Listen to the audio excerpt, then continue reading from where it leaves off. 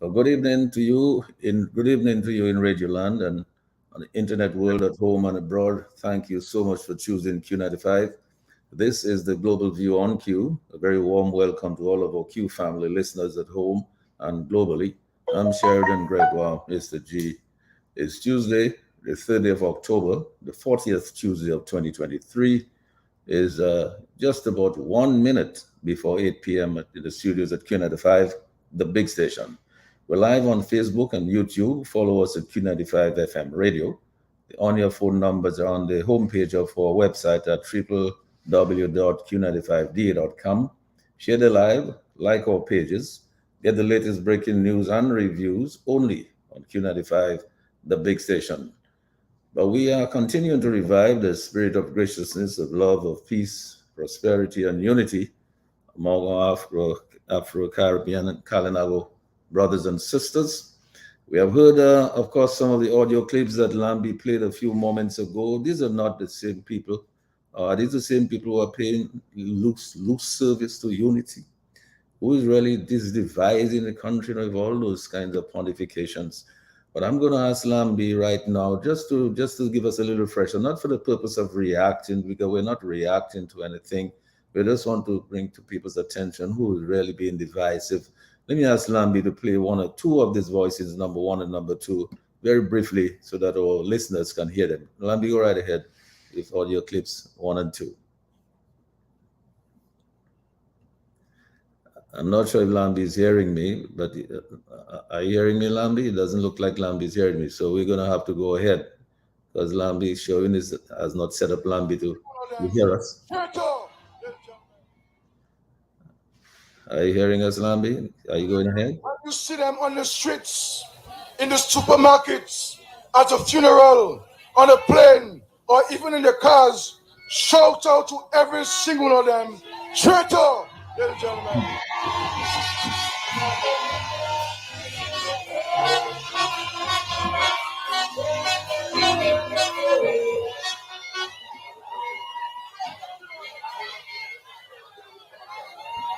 What do you call them?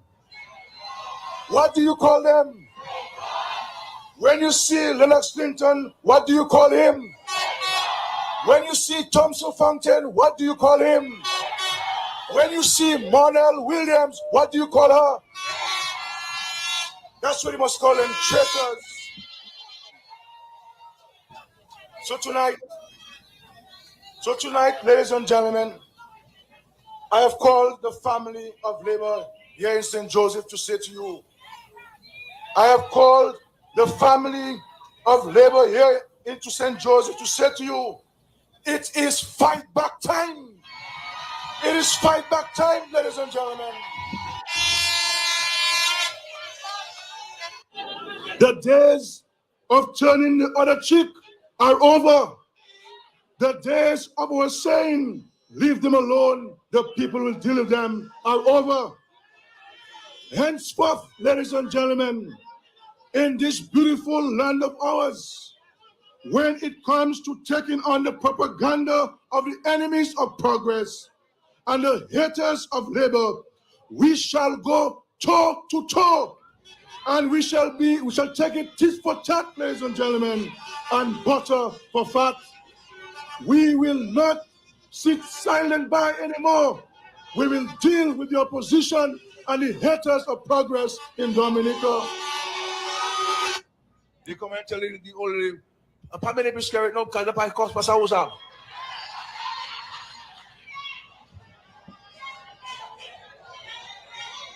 Lot fire vini côté Dio ça. Dio a sorti à si marche scary souple.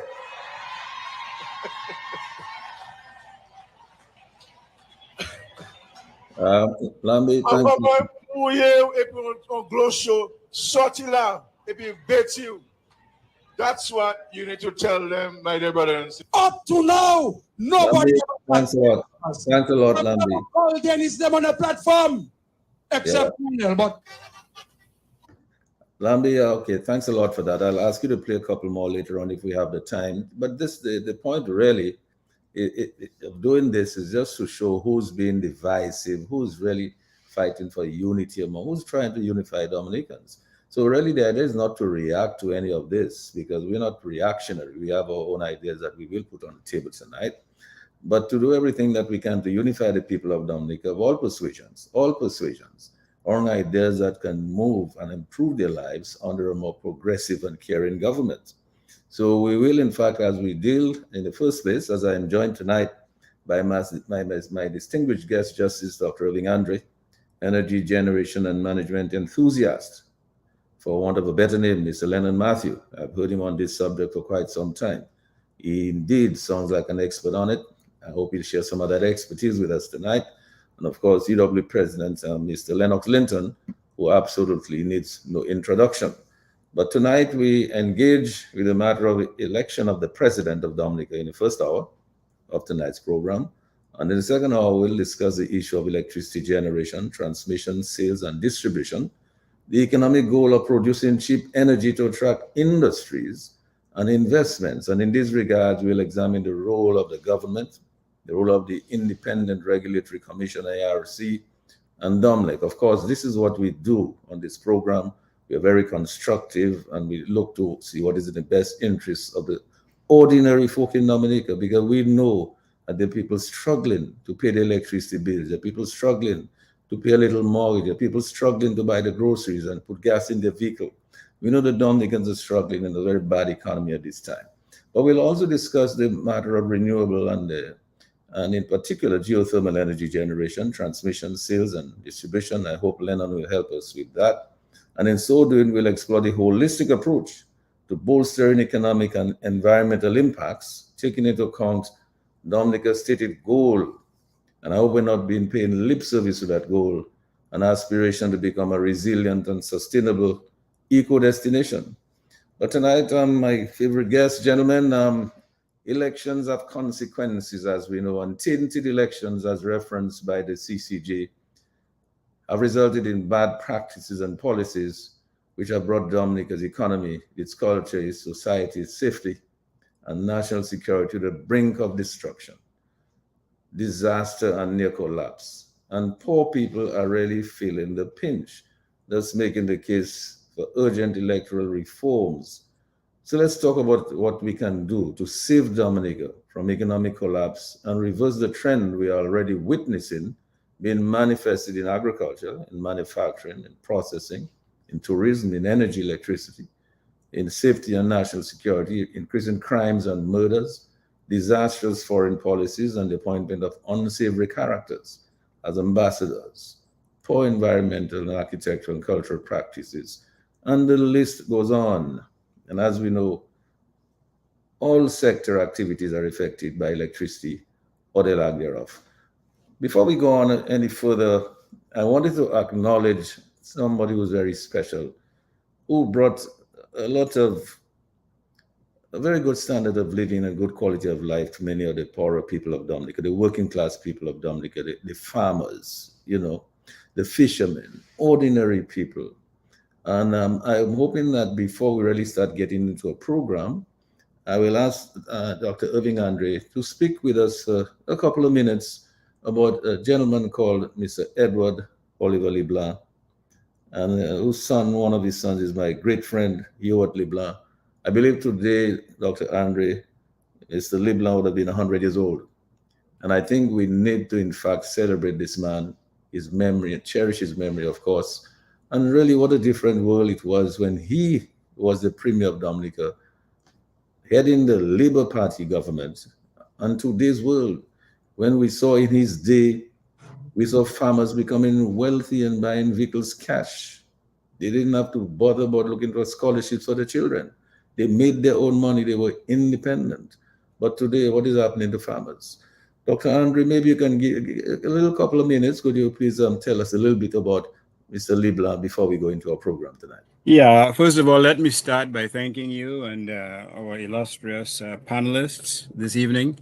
Let me extend all sympathies to those who suffered some loss during the tropical storm. I saw that Kolibestri, unfortunately, seemed to have received a severe blow on account of flooding.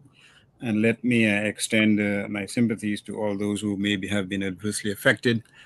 isn't it an indictment that I probably didn't hear it, but was there any word, Mr. G, on the nation's station about Edward Oliver LeBlanc today? No, and I Was there? no, I'm not aware of it. If it was, I didn't hear it.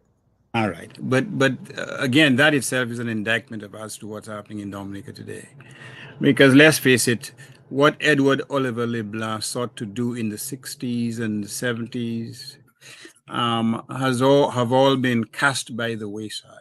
And I will not give you a full biography. I'll just tell you some of the important things that he did and compare and contrast with what obtains today. In 60, 61, 62, they introduced an Aid to Pioneer Industries Ordinance. And in that piece of legislation, they catered to the upliftment not only of Dominica's agricultural sector, but its agro-processing sector.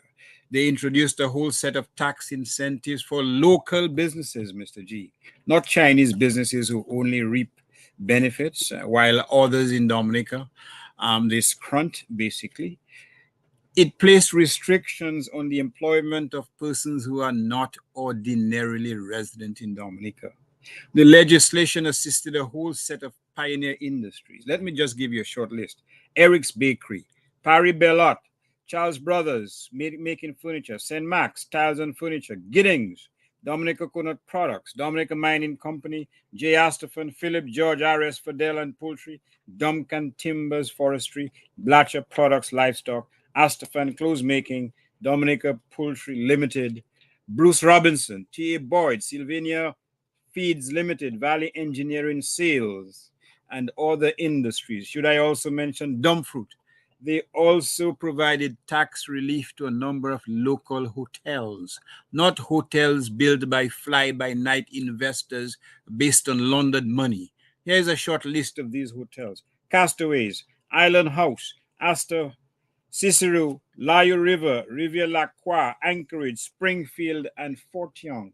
But just as importantly, they provided benefits to small grassroots enterprises, Mr. Gregoire, such as, you may remember some of those names: Reliance Dress Shop, Dominica Distilleries, Jared Andrew, S. Monde Z, S. Privot, Ashton James, J.M. Stock, Dominica Garment Factory.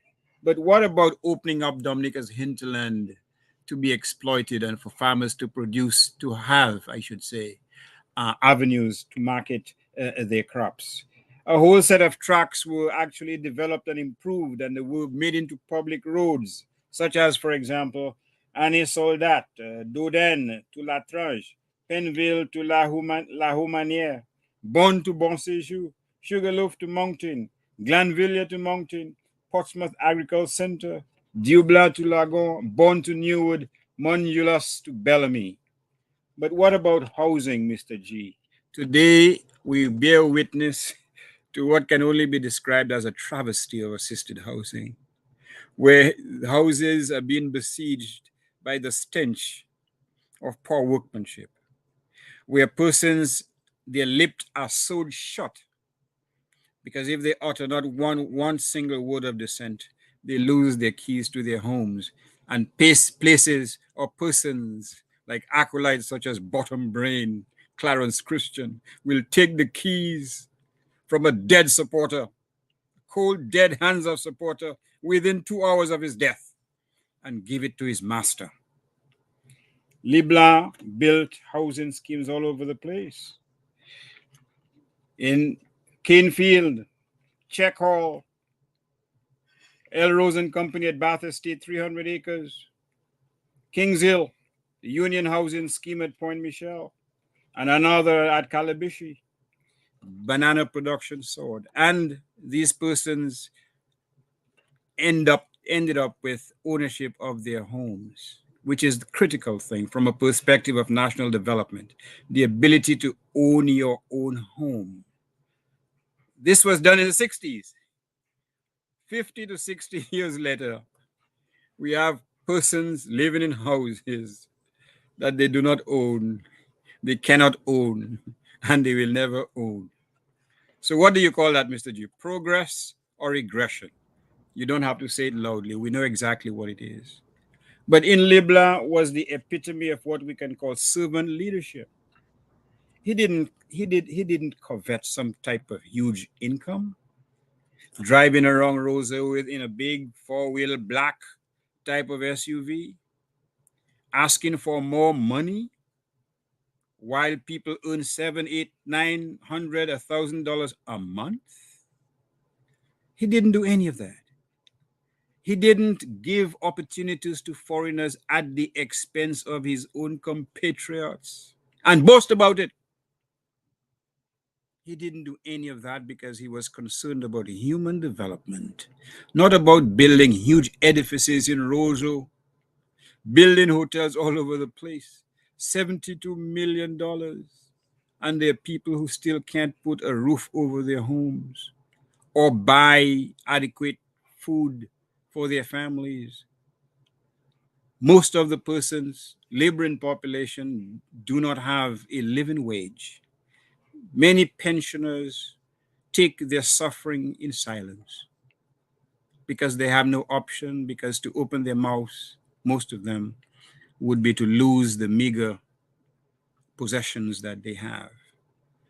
So by any standard, by any stretch, Mr. G, we have regressed. Leblanc was a nationalist in every sense of the word. He advocated on behalf of his people. He wanted to see them rise from their slumber on from their limited circumstances. And today what we have fantastic sums of money being given to foreigners and no opportunity is being given to Dominicans on the ground. Not even those who are qualified as engineers, architects, surveyors, business persons, they are overlooked. Many of them have had to migrate because of a dearth of opportunities in Dominica. While our leader boasts about how much money is exported annually from Dominica by foreign workers at the expense and on the backs of Dominican workers. So that in summary is what Oliver Leblanc stands for us. That is basically what it means for us. A vision of development, a vision of servant leadership that we patently lack, a vision of humility. Here's a man at 11 o'clock in the night who would go fishing with an inspector buddy from Newtown for 3-4 hours on a fishing boat without engine, mind you, rowing, who would take solace and who would take comfort in his small plot of land and feel totally free, feel totally liberated, feel totally as a man, because here is someone who did not place material possessions over everything else. That is the legacy of Edward Oliver Leblanc, and that is what we should aspire to, and that is what we should cherish, and that is what we should seek to bring back in Dominica. Yes. A vision of Dominica, of development for the people, by the people, and of the people. Thank you. Indeed, indeed. Let me just, while we're doing this, let me just shout out to my good friend Hewart and his mom and his brother and all the rest of the family, sister. I wish them all the best. And Lennox, I'm sure that you also would want to add 1 or 2 words of what you know of Mr. Leblanc, because it certainly seems to me that the type of governance that we have today is a far cry from what the Labour Party used to be under Edward Oliver Leblanc. You want to unmute your mic. Yeah, good evening, Sheridan. Good evening, Dr. Andre. Good evening, Lennon. Good evening, Lambie. Good evening to the listeners to Q95, The Global View. Yes, indeed, we have come very far from what Oliver Leblanc stood for and achieved for the Commonwealth of Dominica in terms of the empowerment of people, facilitation of genuine people development in Dominica.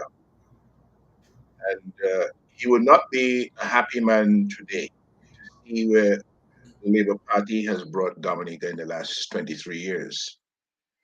Because this, after all, is 2023. In a month's time, we're going to be celebrating 45 years as an independent nation. And we do that being more dependent as a nation than we have ever been, not on a colonial power, but on individuals to whom the people in the Labour Party government have surrendered the billions of dollars that have come from the sale of Dominica passports. And we're in a situation now of neo-colonialism under these individuals. Formerly it was countries who had that privilege of colonizing others. Now this government of the Labour Party has handed that privilege to individuals who have more money belonging to us under their control than we have in our treasury. And if that is not dependence, I don't know what is. The irony of it is that we now are talking about reparations, what we deserve as a country where there was slavery and where our forefathers came from Africa, enslaved on the plantations and so on. And now, hundreds of years later, we have a case for reparations for what was done to us and our forefathers and the kind of impact that has had coming through the ages on us. And I'm sitting here and in Dominica these days, I'm wondering, well, what will happen when the time comes 100 years down the road for reparations to our generations coming after us for what we are allowing to happen to us right now? This business of our resources being under other people's control is going to cause us, the native people of Dominica, to suffer, and it is going to cause our children and grandchildren and our descendants to suffer, to the point where when they look back on what we allowed to happen, they will be claiming reparation, but I don't know from whom, because there will be no colonial power that we could say we were colonized by. We were colonized actually by individuals, friends of a prime minister who has allowed himself to be compromised and who seems these days to be suffering from a very convenient amnesia, almost like he has not been in government for the last 20 years. So he forgets everything, and all he remembers is what he has to do so that he's beholden to those who have compromised him to hand over the resource of state to them. But Lennox, if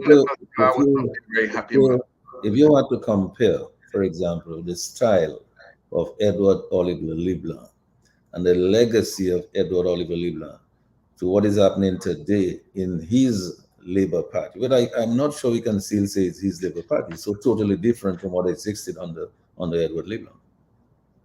Yeah, well, Irvin Andre will confirm that Edward Oliver Leblanc, in fact, ran a Labour Party. He ran a political organization of the people. Roosevelt Skerrit is running a private party. He's running a party of himself, by himself, for himself. And somehow he has been able to bring the country of Dominica over into a similar kind of arrangement, where now he feels the country belongs to him, to the extent that when you criticize him and what he does wrong in the public interest, he tells you that you're criticizing the country and you're tearing it down. So to say that Roosevelt Skerrit is not delivering, to say that he has fallen short on his commitment to grow the economy, for example, is to tear down the country and to speak ill of the country and to behave as though, I heard him describe it in a new way today, to behave away as though people, the people of Dominica, are being attacked by you. You're throwing stones at their house and you're mashing up their house. And so they should come back after you in that way, understanding that you are trying to destroy them so they can go after you. Edward Oliver Leblanc didn't speak that sort of language. He didn't cite that sort of violence and order in the country. And for that, he lives in our memory as somebody who really stood and worked diligently for the public interest of Dominica. You know, Lennox, maybe it's possible that Lennon might be a bit too young to know anything much about Edward. Lennon is a reader. Well, I'm hoping that he read Andre's books. so that he could know a lot more about Leblanc. But you know, I played dominoes at Edward Oliver Leblanc's house. His Well, brother, actually, I grew up with his children, right, Einstar, and Ellsworth. on DJ Lane, We were at the grammar school together, the grammar and school. his father and my father were good friends. They were about the same age group. My father will be 100 in a couple of years' time. Right, So I spent a lot of time at the morn as a little boy, in the right, yard and see him right. coming. You see, this is how we know the man. You see, the way we're speaking about him there, that's his brother, Lipson Leblanc, was my godfather. Right. I spent myself and Norris Prevost. We spent a lot of time playing dominoes at Vickers in Edward's house, Right. Norris Prevost. You know, I'm not going to say anything more about him and that Vickers business, but we spent a lot of time at Leblanc's house. No, but Lennon, what do you know of Edward Leblanc? Because I'm really, this man was a great man. So, yeah, good evening to you, Sheridan, Lambi, Lennox, and Dr. Irvin Andre. Thanks for having me once again to join your program and join the extraordinary group of gentlemen to share my thoughts. And you asked about Edward Oliver Leblanc. I went to school in Vickers back in 1987, so I knew where he lived and heard stories about him. But I want to share a different perspective, because Dr. Irvin Andre start with a historical perspective of where we were with the kind of leadership we had in Edward Oliver Leblanc. And as a young nation, as a nation of free Black men, we had pride, we had a certain level of mentality and mindset that told us we as Black people, we as free Black people, we as an independent nation can do for ourselves. We are just as educated, we are just as bright. And there were programs that were designed by Edward Oliver Leblanc that had vision. And when we talk about leadership, we cannot isolate the word vision. What is the vision for our country? And how I will judge any leader is what vision he had, not just for himself and his friends, but what vision he had for a nation as a whole. And where we find ourselves today is we have to ask ourselves, is that a continuation of the general vision that Edward Oliver Leblanc and the pioneers of the country Dominica had for its people? Or is it a situation where one individual has changed that vision and that trajectory for his own benefit or the benefits of a few and a foreign others? So these are some of the things that I would ask myself. I heard of, we had conversations about building international airport, and I heard even from the time of Edward Oliver Leblanc, they had plans of doing this kind of infrastructure. Dr. Irvin Andre mentioned homegrown industries, homegrown businesses, homegrown hotels. And what we have to ask ourselves is what kind of vision we articulate, what kind of vision we encourage, what kind of vision we accept as a people from our leaders, whether it's past or present, and how can we as a people be the key participants in creating and advancing that vision that we have for us as a people. And that's as much as I would say. Yes, and Dr. Andre, I mean, thanks a lot for that, Lennon. For a young man, I find you have a lot of knowledge about old people. But here's the thing that Dr. Andre, it's possible that before we move on into a real program, I still feel we need to spend a couple of minutes on Mr. Leblanc, because I believe it was in his time that they introduced the Aliens Land Holding Act. I think that he was very, very concerned about ensuring that Dominicans maintain ownership of their property. And he made it difficult. He had regulation to ensure that foreigners couldn't just come and take over your property, like I understand is being done now in the Wesley area. You are perfectly correct. In fact, he introduced legislation called the Alien Lands Holding Act in the late 60s, in which he placed strict limitations on the amount of land foreigners can purchase in Dominica. In fact, that piece of legislation led to a severe crack in his administration. You had some of his parliamentarians who took issue because it placed limitations on their ability to sell their lands and thereby reap huge profits. Not only that, but he introduced legislation to ensure that Dominicans own the beaches, not as in some other islands where any foreigner can come and purchase beach property and discriminate against the indigenous population. He was a populist. At one point, he was accused of owning thousands of acres of land. That turned out to be patently false. You may remember the famous story, which is true, that one business person offered him a wad of expensive shirts, similar to the $1,200 shirt worn by our present Prime Minister when he went asking for assistance in Barbados. And he told that business person, whose name I will not mention, I only have one back. I only have one back. That is the attitude of the man. No Dominican had any concerns about Edward Oliver LeBlanc owning assets which could not be accounted for by his salary. And some of the LeBlanc boys may be listening. He prohibited any of them from getting into politics or from benefiting from his position as Prime Minister. They had to get their own scholarships. Not one of them received a scholarship, a state scholarship at all. And you know why? Because he told them that there are lesser fortunate persons who are more in need of that assistance than they were. When he opened the Keenfield housing scheme, he prohibited his siblings from purchasing lots. Mr. G. He didn't have people buying on the fictitious names or buying things in trust on his behalf, whether it's property in Roseau or land or houses in Dubai or apartments in New York.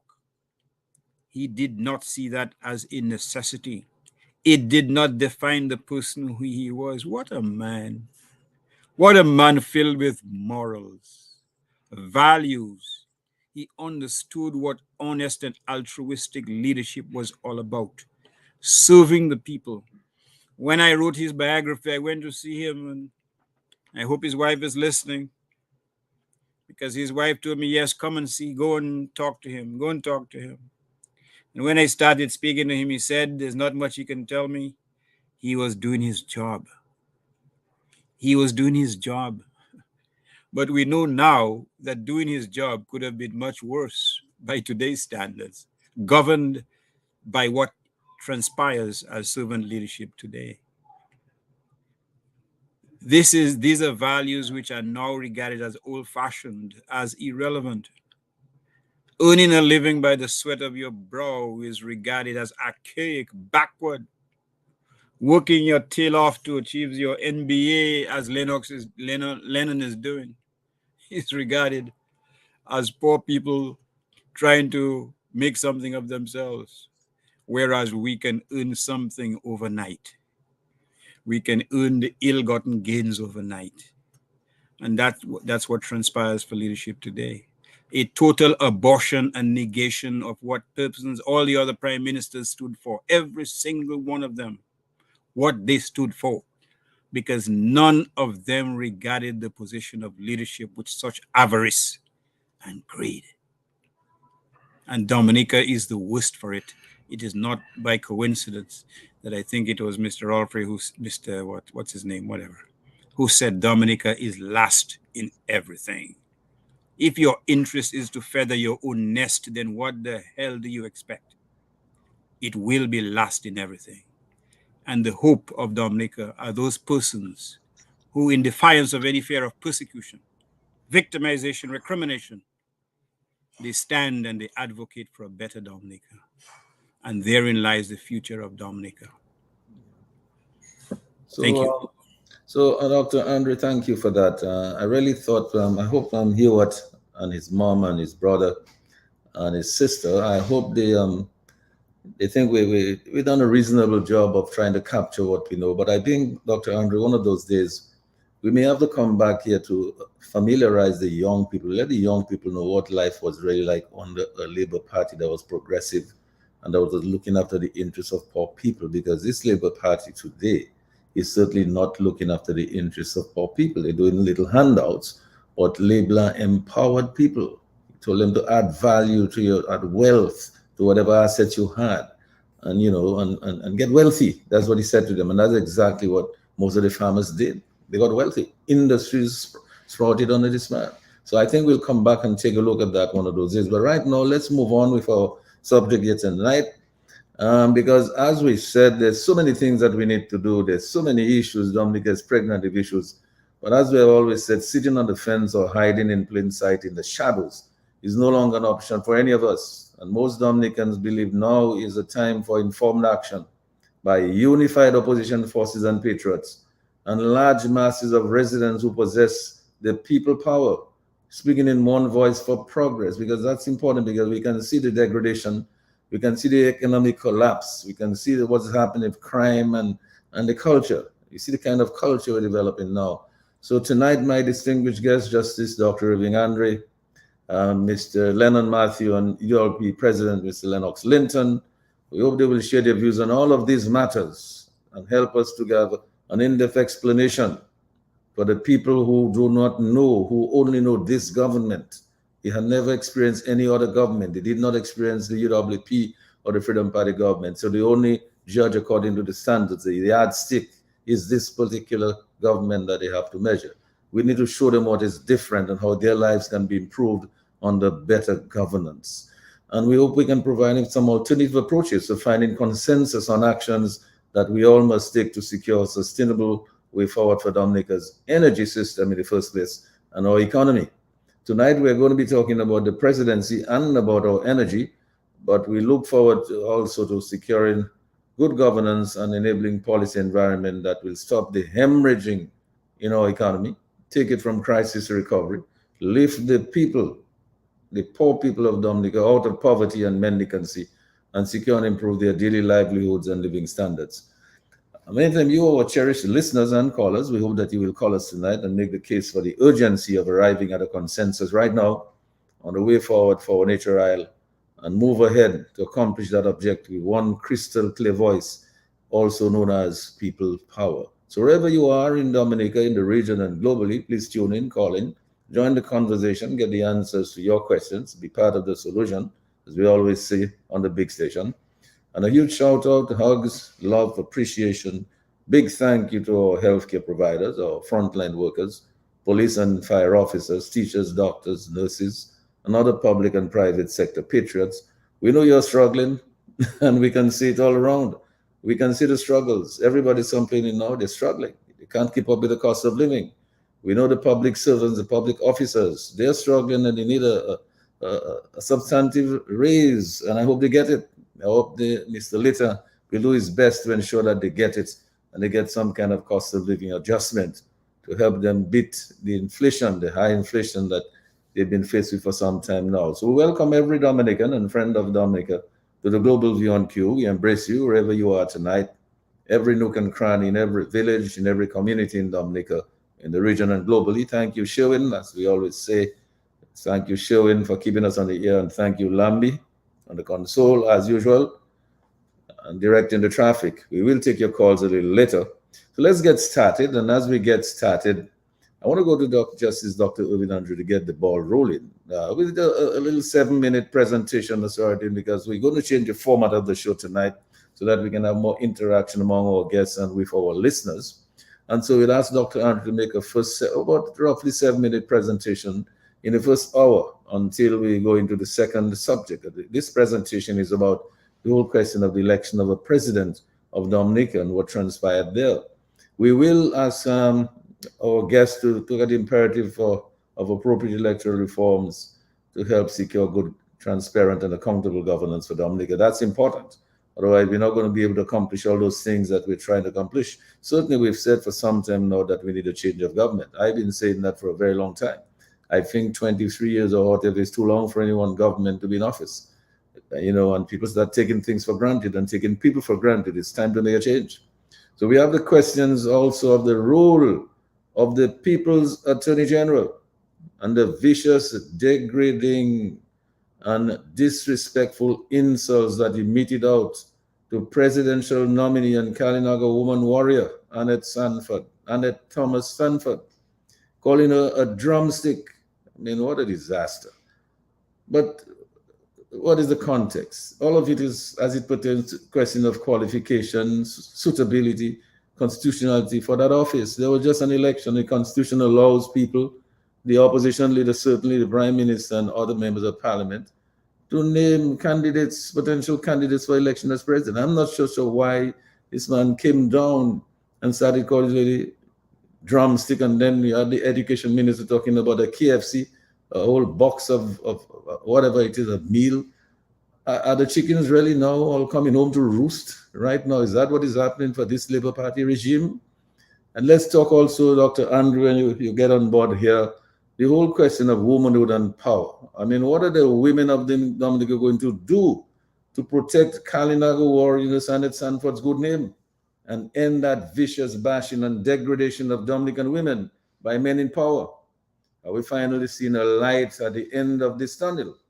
Or is there an apprehension, I believe, or are people just sort of panicking and working themselves up in some kind of apprehension in certain official circles about this looming report on the CBI program? Is that creating some stirs in certain places? When will big men stop dancing to dictatorship? That is a big question I heard Irving Andre asking all the time. So what are the government authorities and agencies concerned doing to stem this rising tide of crime, residents' concerns about safety, and in fact about Dominica's national security? We know all these bandits and unsavory characters have our passports and going all over the place and giving us a bad name. What are we doing about that? What is being done to fix our healthcare issues so the poor people don't have that problem when they have a little ailment? And then that inflation and the high cost of living issues that the suffering Dominican people are facing on a day-to-day basis. We need to do something about that. The people have to benefit. This is what Edward Libla was all about. This Labour Party has missed the boat. People are suffering under this regime. So when will the government of Dominica lay the fears and concerns of the people of Dominica as regards the deep uncertainties surrounding this proposed international airport at Wesley? People are very uncertain about it, but their lands are going up in smoke. Many people are not getting paid for their land. What are the prospects of appropriate cost of living and adjustments and competitive salary increases for public officers? Mr. Leighton, try to help, do your best. The people need that support, and I hope the people, the public, will come out and support themselves. What are the prospects of major budgetary shortfalls? I hope Mr. Linton will help us with that in the fiscal year 2023-24 in the face of rapidly declining CBI revenues, which account for some 60 or more % of the national budget. What are the realistic prospects of, in fact, completing that proposed international airport at Wesley if the CBI revenue receipts, which is supposed to finance that project, are really not forthcoming in 2024? So in all of this, we're going to examine Dominica's economy tonight. And we look at the presidency and see really, in fact, how is that going to help us to solve all these problems and to create a better space for the ordinary people of Dominica and take us out of this crisis that we are facing. Dr. Andre, I'm going to give you the first word. And in fact, I hope that you can enlighten us about the whole question of that presidency and what is taking place there, because a lot of people are uncertain as to what has really happened in that parliament. Maybe you can enlighten us on some of that.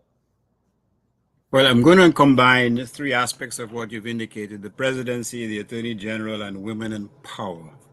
Obviously, the whole question of the presidency has gripped the attention of the nation for the last few weeks. Clearly, the government had an obligation, and the government was right to nominate someone to be a president. To the extent that this matter goes to court, the court will have to decide whether, in fact, the nominee or the president-to-be had actually resigned from public office before she was nominated. I have my doubts that she had. But again, a trier of fact will have to make that determination. The whole question of her suitability is something that will have to be addressed.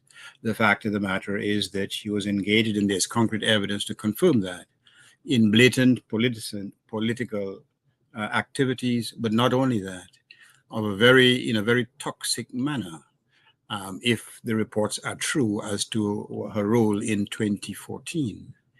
So all that would have to be decided and adjudicated by a court of law.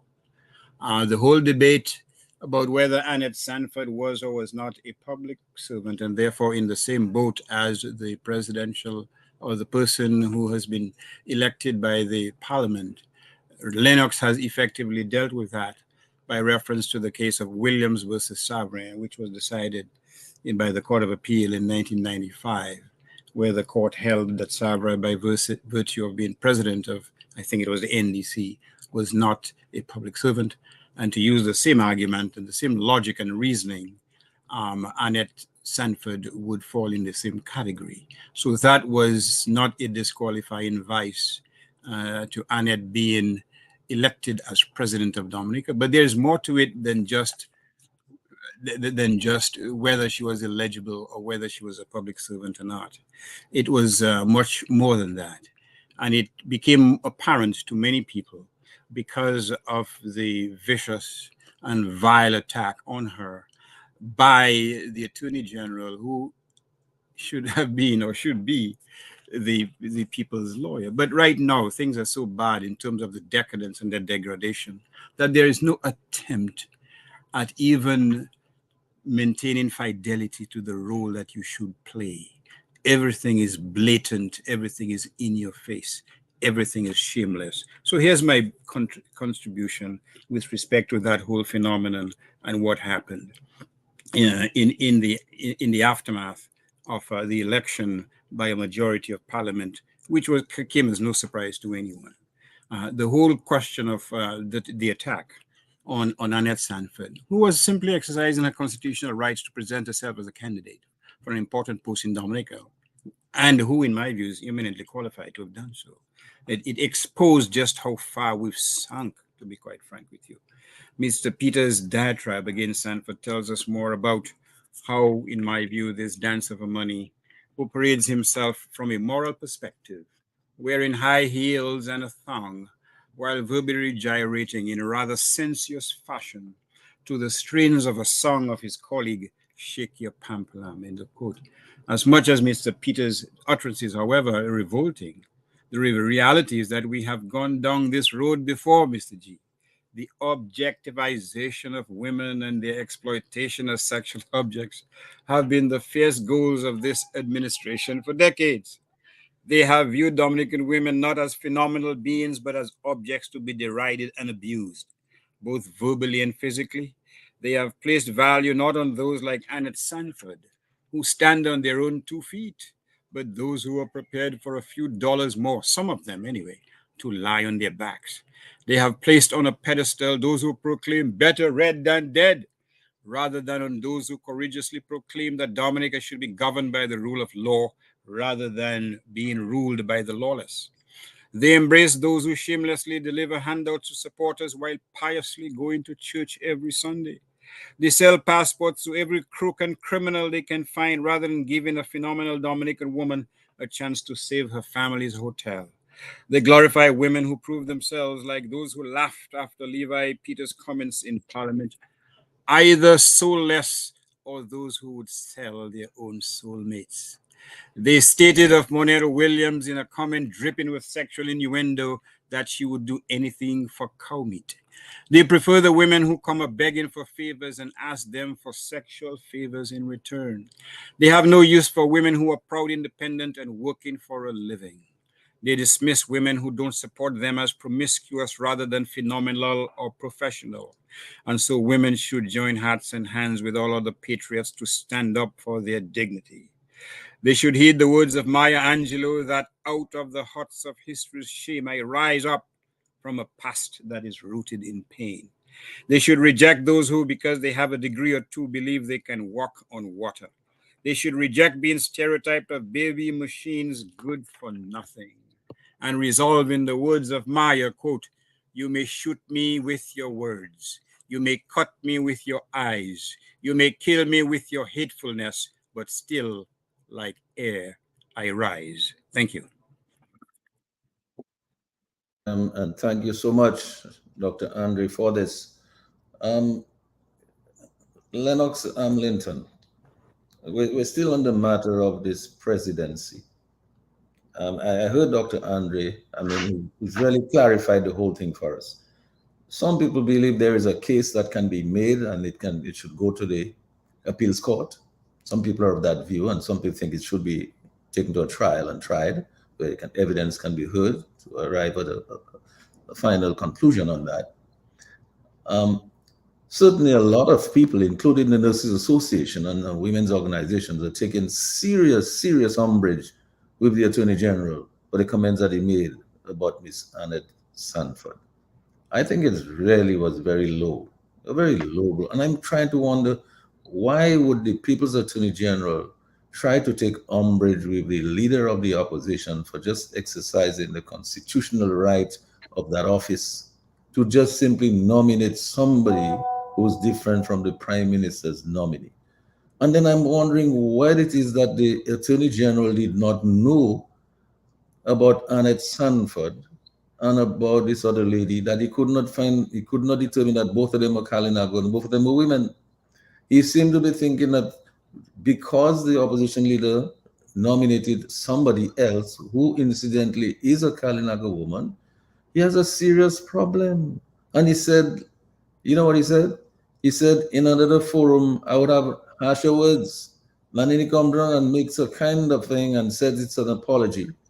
How could you be apologizing without taking back your words? And you said in another forum you'll have harsher words than that for the question of Annette and this lady of the opposition. Lennox, your thoughts on this presidency thing and how the whole thing went down, and where do we go from here? Well, the whole thing didn't go down very well, because it stands now as a reminder of what Roosevelt Skerritt told us years ago he's all about, that no law and no constitution will prevent him from doing what he wants in Dominica, essentially. And what we saw is a situation in which the Constitution, the supreme law of Dominica, provides for a 90-day period of preparation for the election of a new president. Once the office is going to become vacant, or somebody stepping down from office, within 90 days of the office of the person demitting office, the preparation ought to begin with consultation between the leader of the opposition and the prime minister on a joint nominee. 90 days. Mr. Skerritt, in his own way and in his disobedience to the Constitution, waited until 59 days had gone by before he engaged the leader of the opposition in a conversation about the joint nominee. At that point, on the 30th of September, he presented the name Silvanie Burton to the leader of the opposition in a meeting, and walked out of that meeting with the opposition leader into another room nearby, where he was having a press conference to announce that he had consulted with the leader of the opposition and he has put forward a nominee, and his nominee is Silvanie Burton. She's going to be the first Kalinago to become the president and the first woman. And he was asked at the press conference, do you have agreement with the opposition on a joint nominee? At which point he said no, but went on to indicate it doesn't matter. It is inconsequential, because I have a nominee, and whatever the leader of the opposition decides, the process will go through and my nominee will become the president. Problem with that is that's not what the Constitution provides for. The Constitution provides for the Parliament of Dominica to select the president. It gives the option to the two leaders of the parties in Parliament to sit down based on the relationships they have with their groups and discussion they've had with their groups, whether this particular individual can be their joint nominee, as has happened in the past. There was agreement in the past with Nicholas Liverpool as the president. There was no opposition from the other side. The government put him forward, the opposition agreed. He became the president without a vote. And what we saw in this situation was Mr. Skerritt deciding, here is my nominee. Nobody dares to disagree with the nominee. And there was an issue with the nominee.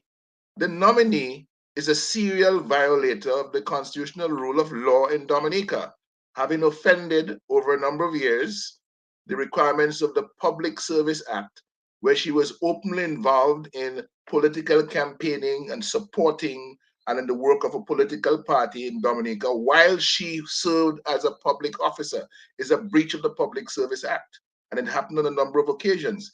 It was cited, well, it was cited in the Commonwealth report, the Commonwealth Observer's report of the 2014 elections, in the sense that the Observer report spoke about the abuse of incumbency and the extent to which public officers involved in campaigning against the civil service rules and regulations were basically tainting the electoral process in Dominica. And then when you look for who were those public officers who could have been involved in that, you find Sylvanie Burton's name in Annex 2 of the report as the campaign manager, the deputy campaign manager for the Dominica Labour Party in Salabia, who attended a meeting with the Commonwealth election observers. So when they talk about these public officers who were breaking the law and participating in the abuse of incumbency, facilitating it, that is who they were talking. These are the kinds of persons that they were talking about. Sylvanie Burton was an example, and therefore to have a serial violator of the rule of law nominated for the presidency, there's something morally reprehensible about that. I don't get into the legalities because I'm not a lawyer, but I know there's something horribly wrong about that in terms of her moral suitability in the presidency now to act above the fray of political partisanship and to represent essentially the spirit of the Constitution of Dominica, where she serves the public interest without fear, favor, affection, or ill will. I don't think she's morally suitable for that. And therefore, she ought not to have been nominated for the position. But the peculiar circumstances that we are in Dominica is that all that law breaking that she did, all that violation of the Public Service Act was done for Roosevelt Skerrit and the Labour Party. She has essentially been a puppet of Roosevelt Skerrit. Roosevelt Skerrit sees himself as the owner of the public service and the state of Dominica.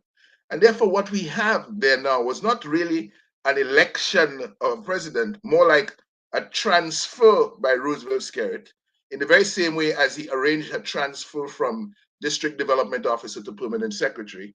He arranged her transfer from permanent secretary to the presidency. It all belongs to him. Dominicans have to stop this atrocity. It is becoming more and more ridiculous. We are losing control of our country every passing day. And this is one of the powerful examples with us today.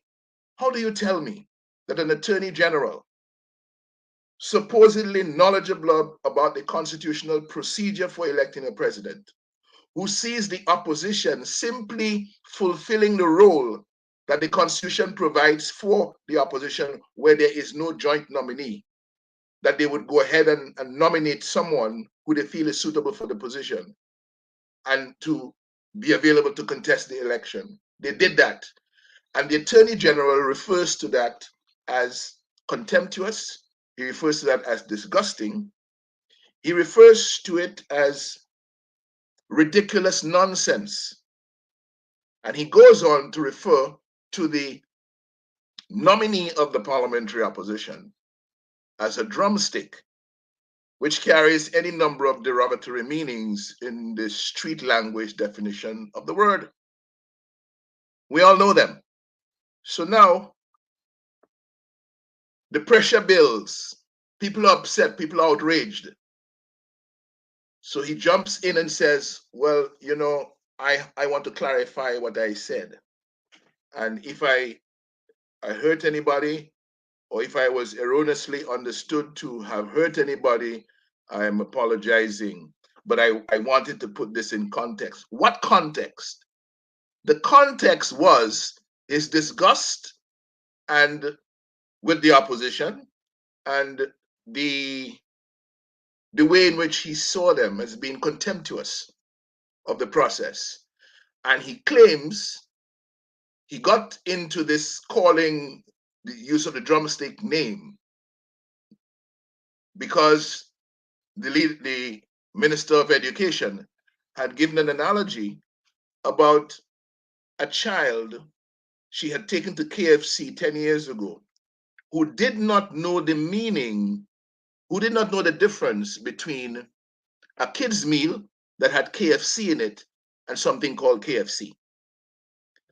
And what she used that to do was to ridicule the leader of the opposition, to make her appear as this uninformed little child that was claiming she wanted a kid's meal, not a KFC, when a kid's meal is in fact a KFC meal. The little child did not understand that, and the Minister of Education likened the leader of the opposition to that, and then said what they ended up with was a drumstick as a candidate, a nominee for the president. So all of that is disrespectful of the process. It is disrespectful of the leader of the opposition, and it is disrespectful of the nominee, Annette Sanford. The Prime Minister said today that the statement of Levi Peter doesn't rise to the occasion of him being removed from office, because you have to look at context, and we have examined context. We've seen the context in which he's spoken. And of course, he has apologized to those he may have offended. So now the Prime Minister has put himself in it as somebody who supports the denigration of women, using terms like drumstick to describe them, and he too, therefore, is unsuitable to continue in office. The Education Minister, who did her level best to use that analogy to denigrate the leader of the opposition and to put her in bad light, when all that was happening was that they were filling a constitutional role in the election of president, she too is unsuitable to continue in office. And all of the ministers of government who sat in the parliament and snickered and laughed and were cheering on Levi Peter and the education minister when they were making those derogatory comments, they too are unsuitable to serve in a cabinet of ministers in a civilized country. But that's for Dominica, because now this thing should escalate based on the comments of the Prime Minister today and his standing full square behind Levi Peter. This protest now must escalate into not just Levi Peter going. Every single one of them must go. They're unsuitable for cabinet duty in a civilized country. And anywhere else in the world, anywhere else in the civilized world, that's exactly what the people will be demanding. Now, Lennox, thank you for that. I'm sure we're going to come back in a second round on this, and I will certainly be going back to Dr. Andre to tell us about what is the way forward for this, coming out of this thing here. But I mean, as I go to Lennon, clearly, I think the Attorney General reaffirmed the specific context in which he was making those remarks by saying very clearly to the Parliament, in another forum, I would have used harsher words. Now, if you say in another forum, you'd have used even harsher words. You know exactly what you were doing. How can you now come and make an excuse and say, well, they took me out of context, they misinterpreted my words. But in any event, if I offended anybody, not Miss Sanford, or the opposite, if I offended anybody, I'm sorry. I think it's important, Leonard, for us to make the point that, really and truly, as a growing democracy, how can we assume that our Attorney General, the People's Attorney General, did not know all of those things that were in that report from the election observers about this lady? How could he not have known that there were two ladies who were nominated and both of them were from the Kalinago territory? How then could he have a preference for one over the other? He's the people's attorney, not the government's attorney, not the Labour Party's attorney. Leonard, your thoughts on some of those? So I've always heard the saying that a people gets the government they deserve. And as I listen to Mr. Linton and Dr. Andrea, I'm thinking about the situation we find ourselves. First of all, I would like to say, and I've said before, what binds us together, what determines our coexistence and how we operate within the system is our constitution. And whatever actions or processes or procedures are prescribed by the constitution. I believe over the past 3 years, our governance has not worked in the sense that we are supposed to have 3 branches of government that are co-independent, meaning that they work together, but their decisions help balance power. And I have heard several instances of the court of public opinion where laws have been broken, violations of the constitution have been done. The process was illegal. But what I have not heard in the past 44 years of our independence, 45 years of our independence, I have not heard one time, apart from the passport issue, where the constitutionality of an action of the government has been challenged in the court. And that is our problem with getting redress. Because I want to break it down in simple terms so people can understand. When there are disputes between 2 individuals, what prevents the individuals from fighting is because there is a court system or a mediator. So instead of 2 individuals going in the backyard and punching one another out, we go in front of a mediator, and that mediator is supposed to be there to prevent violence, right? So when we have a country that has a constitution, and if the actions of the people in power are not in line with the constitution, I would expect that there are honorable men and women in Dominica who are in the legal fraternity, or at least the Attorney General. His responsibility is to ensure that the rules and the laws are being followed. And why we find ourselves in this situation over and over again, where seemingly the constitution seems to be violated, the process of the constitution seems to be violated, is the legal branch of our government has not worked independently. So not only do we have to ask of changes of our parliamentarians, but we also have to ask of changes of our legal system, our courts, and the people who are put in place to ensure that the governments work for everybody. And if the constitution is not working as prescribed and there are violations and the courts is not mediating between 2 guys fighting behind a house, what is going to happen is chaos and violence. So if the situation continues where laws are being broken, processes are being violated, and the institution that is supposed to set precedents or set clarity for a constitutional abuse is not working, then we are descending into chaos. I also heard, Mr. Linton talk about it's people not moral. In our society, I think we have to be honest with ourselves. And as I said earlier, the people get the government they deserve. Look at what is happening in our country. Look at the amount of kids that have been molested. Look at the amount of murders happening in the country. Look at the kinds of songs that people in parliament go dance to. Look at the words of the songs. Look at the preachers who have found themselves involved in either stealing from the state and stealing from the people and stealing from the church.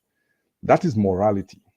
And if we have a society that is not getting mad about our criminal assizes having 200 and 300 cases of child abuse and child molestation, if we have a society that is not getting mad about the amount of young men who are sitting by the road smoking marijuana and finding guns to shoot one another, if we are not mad about the kind of things that our young folks are involved in to advance themselves, even the minister shaking palm, telling the kids go shake their palm. If we have accepted in our daily lives immorality, how then do we expect our government to be one of any moral guide and example? How then do we expect our government, when the Attorney General demeans somebody in the House of Parliament, the highest office, do we expect any serious reaction? As a matter of fact, when the Prime Minister says it does not meet that threshold, it tells you that there is a standard for which our morality exists. So at the end of the day, the actions we are seeing now is not merely a fault of the government. And I'm not saying that they're not at blame. I think it's a fault of the people. And Len said it, what are the people doing about it? Because if the people of Dominica continue to accept the disrespect, they continue to accept the devaluation by a foreign country taking jobs, being placed in front of them. When citizens of a foreign country can walk in their store with a firearm to protect themselves from Dominicans, while Dominicans, law-abiding citizens, are prevented from getting license for firearm because of which political party they support, tells you the kind of governance we have accepted. So if our constitution doesn't work, if the courts doesn't work, what are we are descending to is chaos. And my friends, it have already started, and it has not just started in the parliament, it started in the greater society. So what has to happen is the priests, the pastors, the churches, the schools, the education, our young folks, our parents, the people at home need to bring back values. They need to bring back values, because earlier on, Dr. Andre, you talked about Leblanc. And what made Leblanc a great man was his values and his principles. It's the values, the human values, because you guys talk about moral. Nobody's going to try you in court for moral, because thieves can be in charge of government. A man in parliament doesn't have to tell the truth, because it's not a crime, unless he's under oath and he's sworn to tell the truth and nothing but the truth. So what made good leaders is their values and principles. And I think our society as a whole have gone away from that. So when we put people in office who do not reflect what the society values are, then we are lost, because the people are not owning up to the responsibility to hold those guys to a higher standard and higher values. We call them honorable for a reason. We call them honorable ministers because there are certain expectations that the people who put themselves up to serve in the highest government of the land has to be aware that is a position of honor. And when, my friends, these honorable people get into high positions, we get chaos, we get corruption, we get skullduggery, we get kleptocracy, we get thieves. And that is the situation we find ourselves in. Thank you for this contribution, Lennon. I know that your biggest contribution will come when we come to discuss the energy, but I have to put Lambie on the alert. I'm going to go to Dr. Andre now to tell us where do we go from here. But as soon as Dr. Andre is done a few minutes on this, Lambie, I'll be coming to the opener lines and ask our callers to interact with us. But before I go to you, Dr. Andre, let me just shout out all these wonderful people who are there with us on Facebook and on YouTube. Let me just say hi, guys. Happy to have you with us tonight again, as always. And I'm thankful for you to be there every time that we have a show on the Global View on Q. Please don't be afraid. Make a call, share your views, share your ideas, and we'll be happy to receive them. Lambie, I will come to you in a minute for you to give the calls, and you can take a few calls from our listeners. But Dr. Andre, here's something that somebody wrote here on the WhatsApp, and I'll see if you have any comments on that. Once again, the Kalinago people are being exploited for political expediency. This rogue regime does not care about the historic aspect of this whole process. It's all a farce to pull the wool over the eyes of the people. That's why the AG showed his true colors in Parliament. Burton is simply a means to an end. Did we seriously expect Skerrit to denounce Levi Peters' remarks? He is the chief violator, so how can he relieve him of his duties? Dr. Andre, I believe the process has gone through in Parliament, and Ms. Burton is now the president of Dominica. Where do we go from here? Where we go from here is we have to say to ourselves, as one of my WhatsApp supporters sent me a message, we have to say once again, Dominique pas sot garçon. They are better than this. They deserve better than this. And the person who sent you that message is so correct. They're using, it's bad enough that they're using the Kalinago people, but Mr. Gregoire, it's worse than that. Many of the Kalinago people, just as those in Portsmouth and Granby, are allowing the political directorate to use them and spit them out. Where is the $10 million that Chavez gave to the prime minister on behalf of the Kalinago? Has the Dust Bowl in the Kalinago territory been fixed by Gada Khan? Have they received any modicum of independence? I was reading a report about the indigenous people in Canada. And, one part of the one part of the country in the West, the persons were given the right to own their own homes. Tell me, probably Lennox and Lennon would know better. What do the Kalinago people have to show for that slavish support they've given to the political directorate? As Lennox alluded a while ago, they were given a big party, $50,000 spent on a party. And the people who attended the party went home just as empty-handed as they came to that party.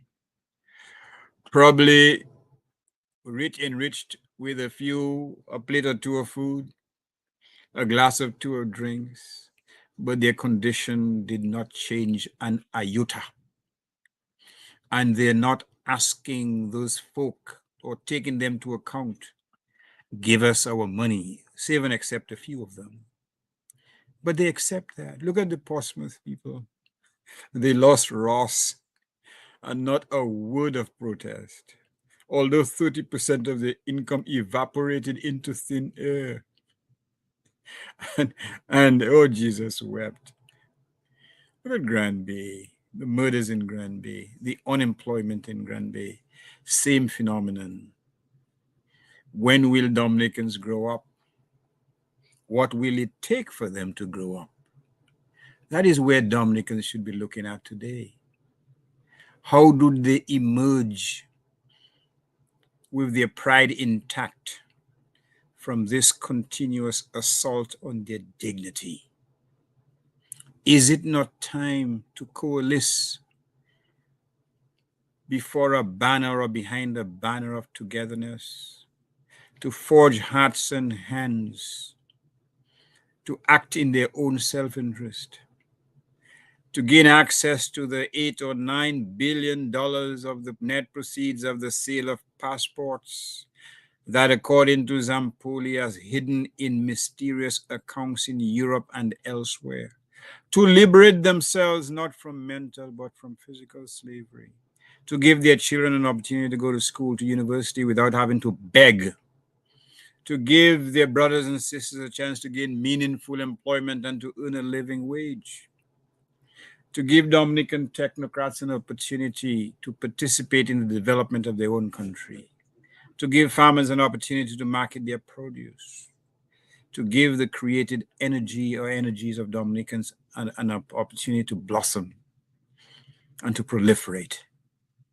When will Dominicans realize that that is the only hope for their country? Because it's going down and down and down, and the evidence, unfortunately, is hiding in plain sight as to their degradation. So this is much more about Peter Levi. This is much more about any pronouncement that his offense does not rise to a standard where he should be dismissed. All this is part and parcel of the fundamental problem. What are our people prepared to do to save themselves? And the only course of action is to come together and to say enough is enough. That's the only course of action open, nothing else. I try to pray for a miracle, but God tell me, don't call me when you need help. Call me every day of the year. And that's why I tell those monsignors and those pastors who take their SUVs and their privileges and sing the song of hypocritical praises. Thanks. Thank you, Dr. Andre. Lennox, I'm going to go to Lambie to open the lines, but as the calls come in, I'm going to come back to you, in between the calls. Give me your final thoughts about this aspect of our discussions here tonight, which is the presidency and what transpired there. And where do we go from here? Because, in fact, Silvani Burton, in fact, is now President Silvani Burton. And I'm not so sure whether anybody is looking to do anything further in terms of legal action if the people think that she's not qualified or suitable. But I would leave that to other people who are legal minds to look at. Lambie, let me just go to you very quickly and open the lines, and you can invite our callers. You're listening and viewing the Global Viewing Queue. We are taking your calls right now. The numbers are 449-3095, 449-3096, 449-3097, 616-4257. These are all local numbers. The international number is 305-432-9624. Let me run those numbers again. 449-3095, 449-3096, 449-3097, 616-4257, and 305-432-9624. We already have a call on the line, so let's take this call. Caller, please go ahead. Yes, good evening, Lambi. Good evening. Good evening. Mr. G, good evening to you and your entire panel. Good evening to you. I called to say a few things briefly, but before I say it, Mr. G, allow me to admonish, allow me to beseech, allow me to beg Dominicans to allow Mr. Linton to run our country for at least 2 years, and all these problems we have now, it will be fixed. Mr. G, one of the things I called to do tonight is to take it on my own and allow you to be the Attorney General of Dominica. You know why? You remember you had the AG on a program with you. Never forget that. You remember you had the AG on a program with you? Yes, I had him there, and I had Dr. Andre here too, and Dr. Andre and him had a serious conversation. And I remember he could not answer your question. But Mr. G, I raised in Scotland, right? And nobody could lay hands on me because my father put them in court. And so I and my entire family raised as respectable people. And I will continue to be so until God take back his breath from me. But one of the things that troubles me is when I watch the AG in this, what we call the consultation. Mr. G, I listen to it every night. Some people, they're asking for, saying that they're taking their voting rights from them. They did not even know if that was going in Dominica. But every night I listen. And I watch people saying that when Mr. Linton them asked for the finance, I call it electoral finance reform or something like that, and he knew for sure that they was not asking for any money from the government purse or from the public purse. And every time people say that, the AG sat there and never correct nobody in their ignorance. And every time somebody make a valid point, he brought in it. And so I listened to the program tonight and I say, you know what? It's best we have you, Mr. G, as our Attorney General, because the AG does not do anything for the people of Dominica. He's I don't want to use anything to offend him, but he is a politician. He's not. He is one of them guys on the Labour Party side, and that's bad. Dr. Andrews, before I leave, right, you make me happy tonight. I am asking you this. Every time you come on the air, I listen to Q95 every day. Anytime you can say this, it makes me feel happy. Just let them know, Dominican pas sort garçon. And if you can say Dominican pas sort garçon, it's better. Good night. And good night to you. Good night to you. And listen, Mr. G is not a lawyer, so he cannot be AG, okay? Just remember that. So anyway, Lambi, if you don't have a call right now, I'm going to go to Mr. Linton to sort of give me his final comments on this aspect of our discussion here tonight, the presidency situation. Where do you think we can go from there? I'm not sure whether the leader of the opposition in parliament is considering any actions at all. I'm not aware of that. I know that Mr. Douglas asked some questions in the parliament. I'm not sure that the speaker accommodated his questions. But I mean, Lennox, your thoughts, your final sort of thoughts as we wrap up that segment of our discussion on the presidency. It basically is passed to the people now, because the people have the power. And to the extent that the people understand that and they can organize accordingly, the people will get what the people deserve. But it really has come to this right now, where you have an attorney general who describes adherence to constitutional processes as idiocy, the height of idiocy, and absolute nonsense, and refers to them also as impediments to progress. You cannot have somebody like that in the position of Attorney General for the people, especially where the evidence is clear that he has already abandoned the people so that he could be a puppet of the gentleman who says no law and no constitution will prevent him from doing what he wants. And if all you are there to do is to prevent, is to ensure that no law and constitution can prevent your puppeteer from doing what he wants, then you cannot be the Attorney General of the people, and you must go. His boss must go as well, and all the enablers, which means the rest of the cabinet crew, must go as well. So where this should go right now is that it has to move based on the statements made by the Prime Minister today, supporting Levi Peter to remain in the cabinet of ministers.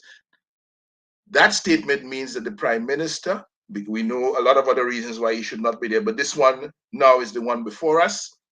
He has no business in the cabinet of ministers, and the people should decide that he should go. The entire cabinet of ministers must go if the people of Dominica are serious.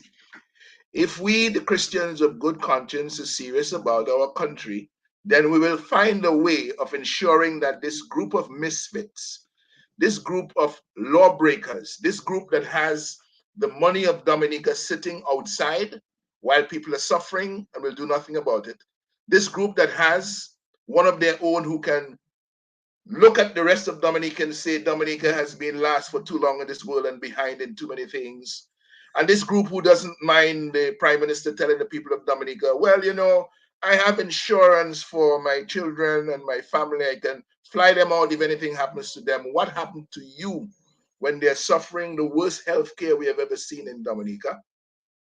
When the health of the nation is the wealth of the nation, and the wealth creation of the average person in Dominica is under stress, the middle class is disappearing, poverty is rising in the country, the struggle to survive is getting harder and harder each day. But the ministers in government continue to amass their mansions and their millions, and they're showing you in this presidential election saga that it is not you, the people, they're concerned about. They're concerned about themselves and how they stay there so that they continue to rape and plunder the resources of Dominica for their own benefit. It is not them that is going to remove themselves from there. The people have to find a way to do it. This is your country. This country belongs to all of us.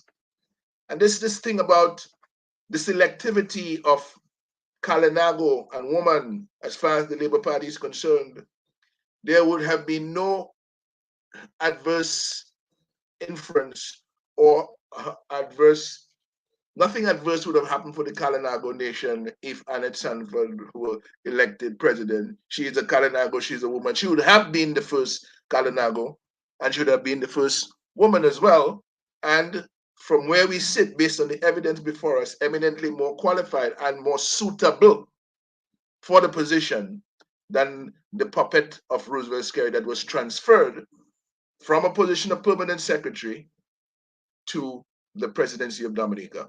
What will she do in the presidency? Lennox, how did she perform as a permanent secretary? I didn't know. I'm not aware. Well. Can you tell me? Not well at all. How come? That's strange. No, not well at all. To the point where a former foreign minister screamed her out of the position. You're kidding? Yeah, she said, "Listen, I cannot have this. I cannot have this person as my permanent secretary anymore. Move her now." What is the name of the? Now, I mean today. What's the name of the her boss? I can't. Can you? In those days, Francine Barron was the foreign minister at the time. Where? That she was permanent secretary in the Ministry of Foreign Affairs. So who was the first? Who was the first person the Prime Minister nominated to be president? I didn't hear. I've heard a number of names. I've heard Carissa Etienne. I've heard other names. I've also heard the name Francine Barron, which was more recent and closer in proximity to it was closer to the Sylvani Burton nomination. And it was, well, you know, there's also, since we're talking about what is out there, there are also stories that she was instructed to take up the presidency as opposed to being asked to do it. Oh, you're to something kidding. that was given to her that, it's not like there was a discussion. He said, well, you have to go and do that. You have to go and be president right now. Yeah, And but she was shocked. Did the member of Roseau Central have any say in this decision? I understand in the earlier parts of the consideration for other people as president, the member for Roseau Central had some very strong say. Oh, I have to catch up. I have to catch up. You heard okay, me Andre, totally. I find you're behind in a lot of things. That sigh you gave there while you said, was He's that coming last for too long in this world and behind in too many things. I have to catch up, guys. was that when you said was that a sigh of relief or what was that? Or was it a sigh of pain or something? I was just saying, Lord graciously hear us. That's all. Okay. Then. Lord graciously hear us. But Lambi, I just want you to know that if at any time you have a call coming in, we'll take the call. Just make me a sign, wave me so I make sure I see you, so that we want to take the people's calls tonight. But gentlemen, let's transition into the other topic here tonight for the rest of the hour that we have here. We don't have much time. Now, Lennon, I'm going to come to you now because we're going to talk about the whole question of energy. And there's so many issues that we keep having to go back to this, but it always comes down to one thing: the people have to act. If they don't act, they're not going to get the result. If people are suffering, if people are in pain, and they really need to act. Lambi, let's take a call. I think you have somebody online. Good evening, caller. Thanks for being there. Go ahead, please. Good evening. Evening. I had promised myself not to call again, but I must call because I heard some things which, well, first of all, let me just go straight up. I am very happy for all the mistakes that were made because they taught me a few things. But I think we need to address some things because I tried all I could, although I'm very happy for the mistakes that were made because of what they taught me. But I tried my best to prevent us getting into this situation that we're in. And I found a few things. The Dominicans are very dependent on the legal fraternity. The third branch of government, the officers of the court. Because I tried, when this thing first came out, I'm the one who brought attention on the radio to Section 22. So I'm assuming this is Dr. Liquent. Yes, it is. Yes, because I certainly have heard your contributions on the radio. Yeah, what bothers me is there's certain lawyers who decided that what I was suggesting was rubbish. So it wasn't followed. My advice wasn't followed. I don't guarantee any results, but I believe it could have prevented what we have here. But I'm glad those things happen because I'm not calling to point fingers. Yeah, but Dr. Liquent, in the interest of time, because we were just transitioning to another subject. You know what you can do for us? Maybe you can talk about what it is that you really would like to see done going forward. Yeah. Okay. Here's what happened because what I haven't heard anyone say on Wednesday whenever we had the election, something happened in Parliament which no one seemed to have realized. The Speaker of the House said, after he listened to what Douglas said, Douglas said to the Speaker, "I'm rising on a point of order. I object." And then he said to the Speaker, I await your ruling." The Speaker never gave his ruling. Instead, he asked the Prime Minister to speak. And then the Speaker came back and said, "The Court of Appeal has jurisdiction." Now, under the Constitution, once the Speaker said that, the election was supposed to stop. That's what Section 19 of the Constitution says. The Speaker said the Court of Appeal has jurisdiction. Then he went on, he said, "However, I don't think we are going to handle this thing.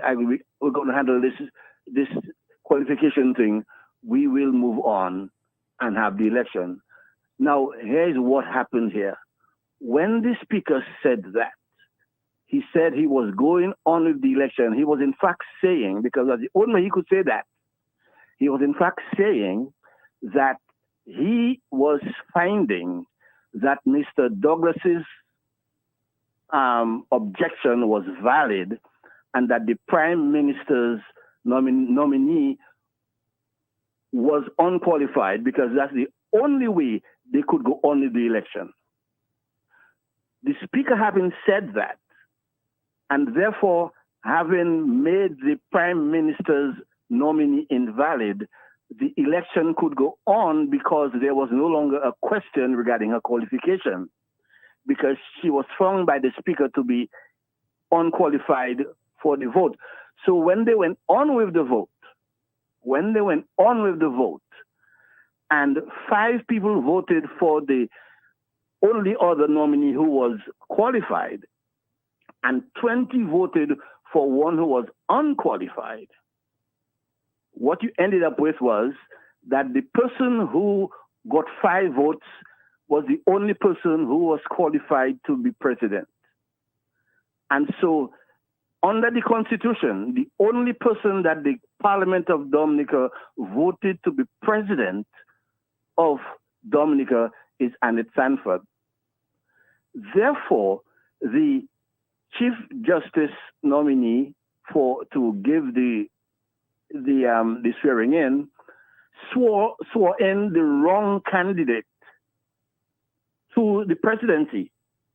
So you're in this strange situation in Dominica where the wrong person was sworn in as president because the speaker already found that the person who got 20 votes was unqualified because that's the only way the speaker could have got on with the election. Okay, so Dr. Liquin, let me just put the question to you because we're running out of time. What do you think should be done? If this is your opinion, this is your own legal opinion, No. if your opinion is that the only person who was qualified to be elected because of what you say that the speaker said, what do you think should happen from here? Well, I didn't say that. This is what happened. I didn't say that happened. I'm just asking, where do we go from Yeah, here? What do you recommend? What goes on from here? I mean, it's obvious what goes on from here. You have to ask yourself. I mean, the lawyers know what if you have the wrong person being sworn in. Everybody knows Section 117 of the Constitution says that any act that violates the Constitution is void. So the lawyers know what to do. All right. Well, in that case, let me ask an attorney. And Dr. Liquin, I want to thank you for that. I've heard some of your submissions, and I'm very happy that you've been really coming out and expressing your views. I mean, and you recognize, of course, there might be other views that have to contend, but certainly you have not been shy about expressing your views, and I appreciate that. Dr. Andre, you heard Dr. Liquin. I mean, if you take a couple of minutes, let's take a look at that to see what the merits of the merits. I am at somewhat disadvantage because I didn't hear what the speaker said following the Sean Douglas's rise on a point of order or something along those lines. I would prefer listening to the transcript, reading section 19 of the Constitution based on what Dr. Liquin is arguing and arrive at my own opinion. I can just tell you my gut reaction is I find it difficult to accept that the speaker would implicitly or explicitly find that the government nominee is not qualified to be the president. So again, I would like to review whatever transcript that exists, to be honest with you, regarding that interpretation of what happened. Again, I obviously am a little skeptical of it, but I should commend Dr. Liquin at least for paying some attention to this. He's doing more than many of our attorneys on the ground are doing, so that he should be commended for taking his time off to look at this and come up with his own interpretation. Now, whether or not we agree with his interpretation is another thing. I, quite frankly, am not necessarily persuaded that he's correct. But again, I would like, before I give any kind of definite opinion, I would like to review the transcript of what transpired because I didn't hear it. And second, I would like to look at it in light of what specifically the Constitution says. But here's one other reality. The fact of the matter is that the government has gotten away with many illegal acts that have gone unpunished. And bear in mind what happened in that election petition when the CCJ sent back election petitions to be tried in the magistrate's court. They quashed it. They nulliprossed it. They aborted it. And they were able to do so with impunity. And unfortunately, in many instances, the courts have allowed them to do so with impunity. So this is just another exhibit, the most recent one, where it could well be the case. But to be fair, I am not in a position to offer any type of definite opinion regarding the legality or illegality of what the speaker's actions were, and whether implicitly or explicitly he found that the government nominee was disqualified. Yes, I did not hear that. But Lambi, you have another call that you wanted to take? Oh. There was a caller. I hope he's still there. Caller, are you still there? Go ahead, please. Yeah, caller's left. You lost the call. Caller, please call back. Sorry about that. Sorry we kept you waiting so long. Please call back. Go ahead, Lambi. Good evening, caller. Thanks for joining us. Go ahead, please. Hello, good evening, gentlemen. Good evening.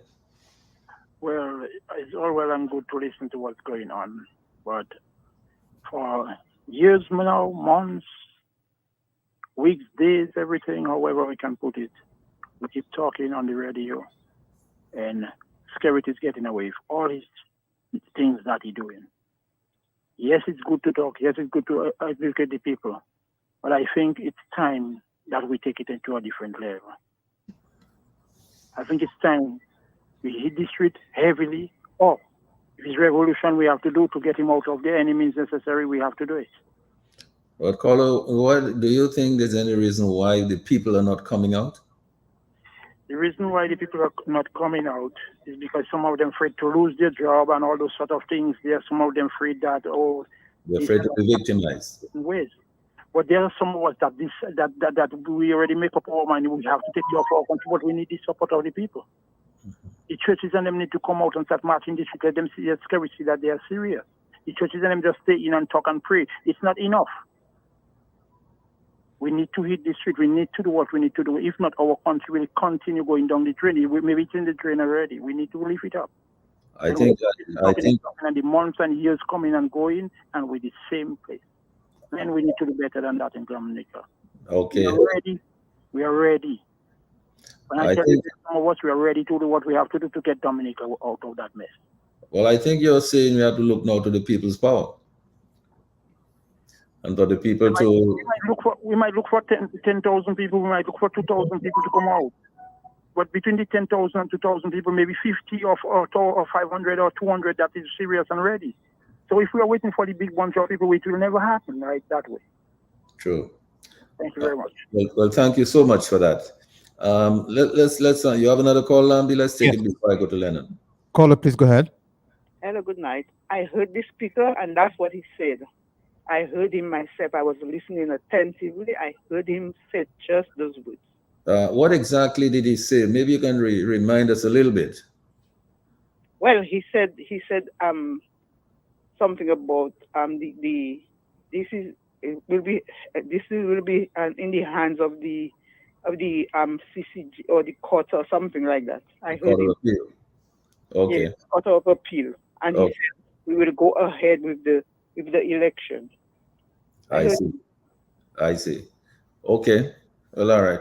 Dr. Andre, yes. So I think somebody is saying as a witness, you overheard that particular statement by the speaker, but I guess you would like to authenticate that statement by listening to the transcript yourself.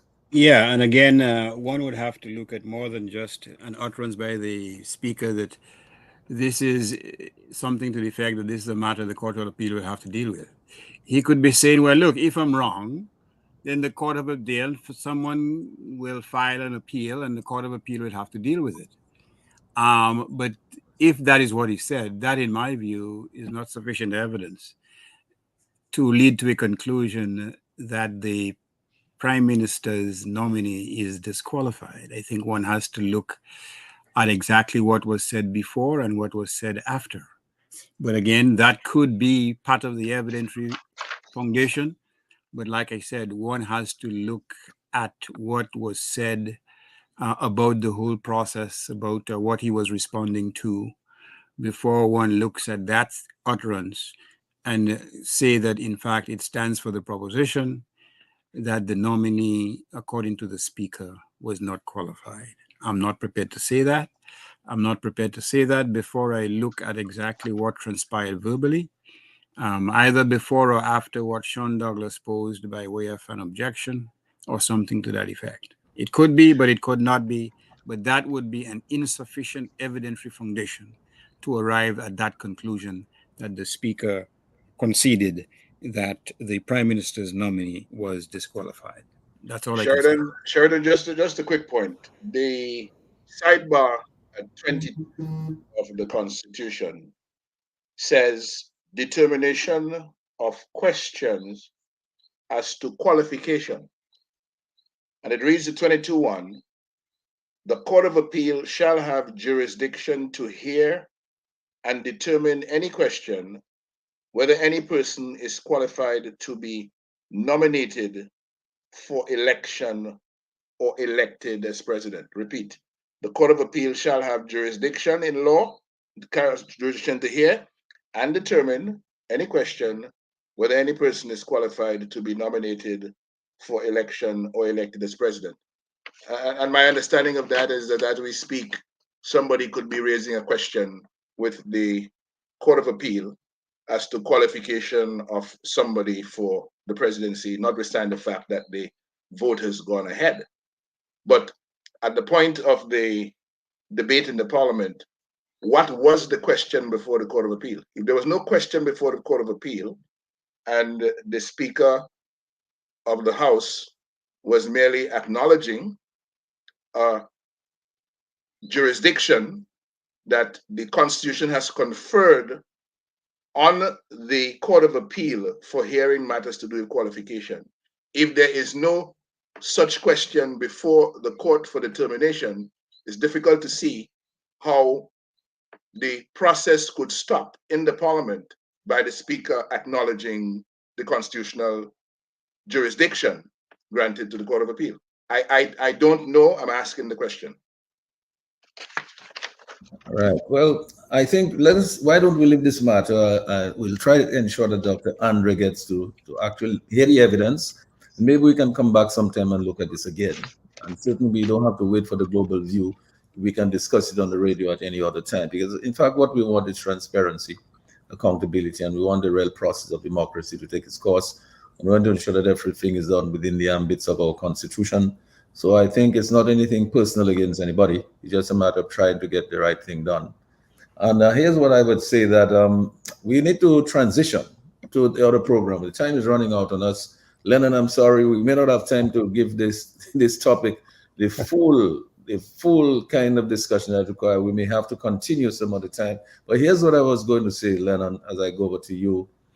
The issues and ongoing problems and the chaos surrounding the electricity generation, transmission, sales, and distribution, there's no end in sight, it seems, except that I understand that the Prime Minister said to the other press conference that relief is on the way. I imagine that means that he's purchasing 4 generators somehow, or whatever number of generators that is going to be there. I'm not so sure how many, but I got a sense that what I heard, that some generators were going to be purchased and they would arrive at Domlec could use. I did hear him speaking directly to Domlec. I thought the IRC was the authority through which you had to go to get Domlec had to get permission to do certain things. But I heard him speaking directly to Domlec on that matter. And then, of course, the economic goal of producing cheap energy for residents or local business and to attract industries and investments for purposes of economic development. This is an aspect of it that we have not been paying much attention to. But the current role being played by the government, which is what I saw today playing before us, I heard the Prime Minister, who I don't think is the minister responsible for energy, and I've never heard from the energy minister in terms of what is being done there, but I did hear him directly addressing Domlec. I have not heard from the IRC as to whether what the Prime Minister is saying is what the IRC is also saying. But they seem to have gone over the head of the IRC and talking directly to Domlec. So the role being played by the board and management for the IRC, really, I mean, is it an obstructionist role? Because we've been hearing all kind of things that the IRC has been preventing Domlec from getting more, buying more generators or going into solar. We don't know about that. And then, of course, the role being played by the board and management of Domlec itself.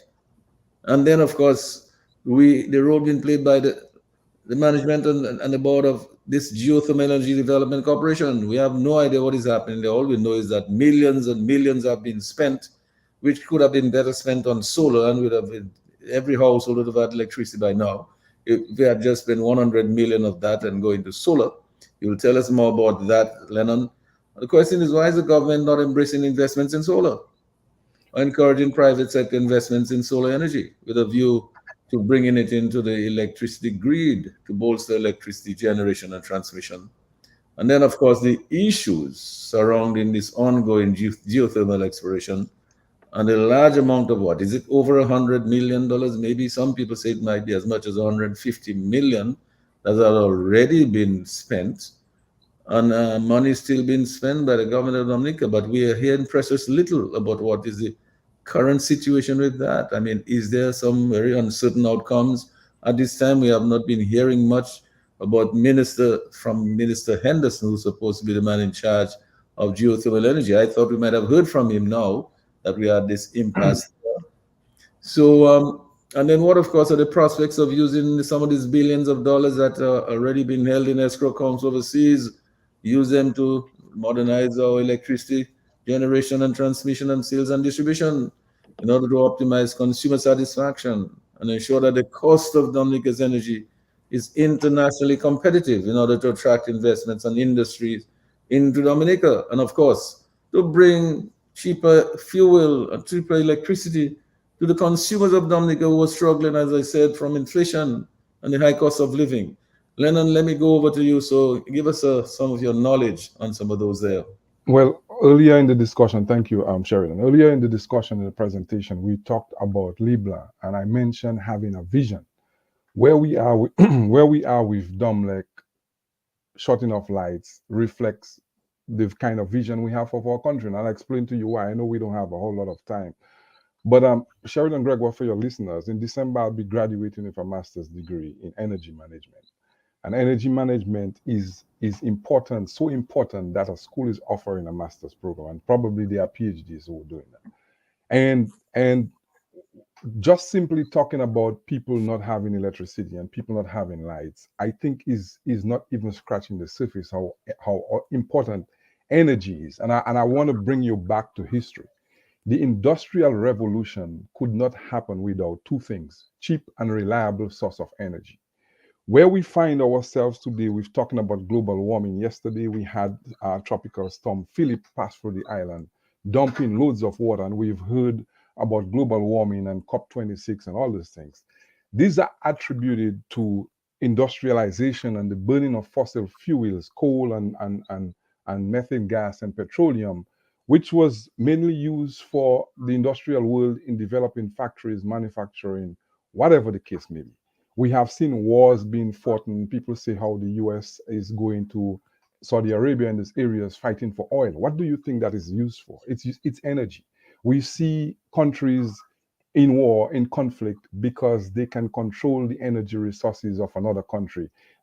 Russians can control the supply of natural gas to Europe and hold them hostage. That is how significant energy is. So when we see a situation in Dominica and we talk about Domlec not having lights, I don't think we understand the importance of energy management and energy resources.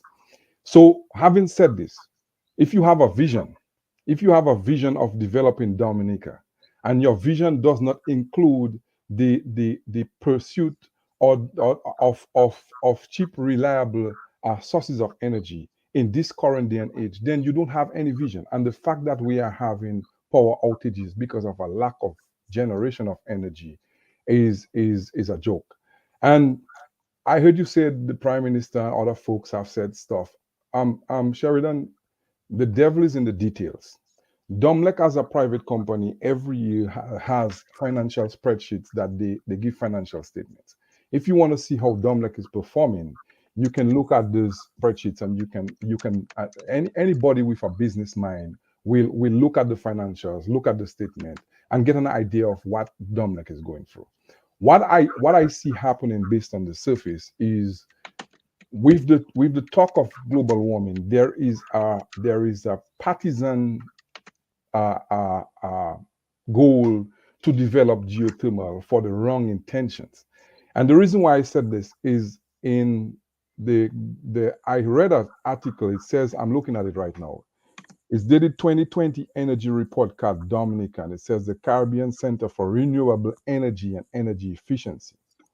And in there, they talk about the installed capacity, the energy consumption in Dominica. And do you know that 40% of the consumption of energy is by residential areas? Another 36% is by commercial. That's your stores, your grocery stores, and so on.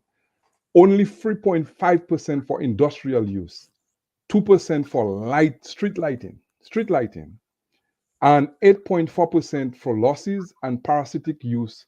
Consumption is 3.6%. So parasitic load of energy, use of energy, is more than industrial. What does that tell you? That tells you that the most efficient use of power is not realized in Dominica. So how then can we generate light industries, manufacturing? How then can we change our agricultural produce into value-added goods without the consumption of power? So if you want to make an assessment of the economic development, of the economic growth of a country, all you have to do is look at the consumption of power in that country, the distribution of consumption, and it tells you how your country is developing. And I've heard people talk about, I've heard several points, we can create geothermal energy to ship and sell overseas. Why would you want to do that? It's pretty similar to the same argument that Dominicans are selling plantains to Antigua, so Antigua can manufacture and sell to another country. And what we should do is, if we're developing our energy resources, is to ensure that we can attract businesses, attract industries, so that Dominicans can get employed, they can become independent. But that comes with a vision. It comes with a vision with people like Leblanc, who had a vision not for themselves, but for the development and growth of the people of the country. So just talking about Domlec on what we see right now is not scratching the surface of how important power generation is. And let me give you some additional information. So I have to ask myself the question: why are we talking about geothermal? And Sheridan, I'm also a geologist by profession. So I understand what it takes to drill for natural resources. I understand the drilling process. I understand subsurface geology. I understand permeability, porosity, how that relates to geothermal energy. And we don't have time to go into all these technicalities. I understand how geothermal operates. I understand how oil and gas operates and how you explore for these things. Now, the reason why governments don't get in exploration of natural resources is because there is a certain level of uncertainty. And I'm making it very clear so people understand. If the government spends $51.5 million on exploration for a natural resource, and at the end of the day, they said, hey, we can't do it anymore because we do not have the capability or enough resources, how are you going to explain to the policemen, the teachers, the nurses who have not gotten a raise for 4 and 5 and 6 years? How are you going to explain to the nurses and the people that you don't have gauzes in the hospital when you have just spent that money? So what they typically do in the industry is you spread the risk. You have people who have a high risk tolerance. They put their monies together. They do the exploration. In accounting, most of the initial work is called sunk cost. It doesn't matter. But here's what I found interesting. On that document, it said in 2020, the government had a solar photovoltaic renewable energy project, a 3 to 5 megawatt solar farm in Layu. The cost was $425,000. Funding source not identified. Ownership not yet determined. And that's $425,000 US. Geothermal, power plant and expansion, $51.5 million. World Bank, the government of New Zealand, and it's state-owned. What does that tell you? That tells me, if I do a little maths, that $425,000 equals to $1.1 million. So for 1.1 EC dollars, we could have built a solar farm that generates 3 to 5 megawatts of solar of energy, right? Now, $51.5 million equals to $137 million.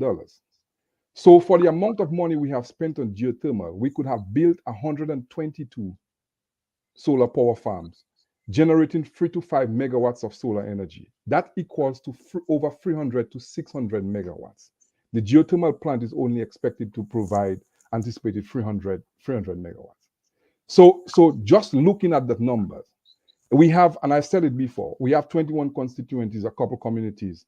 DOMLEC could go around the island and say, okay, which of the areas I have the higher concentrations of use of electricity, and decide, okay, we don't have geothermal, we could put a couple solar farms there for $425,000.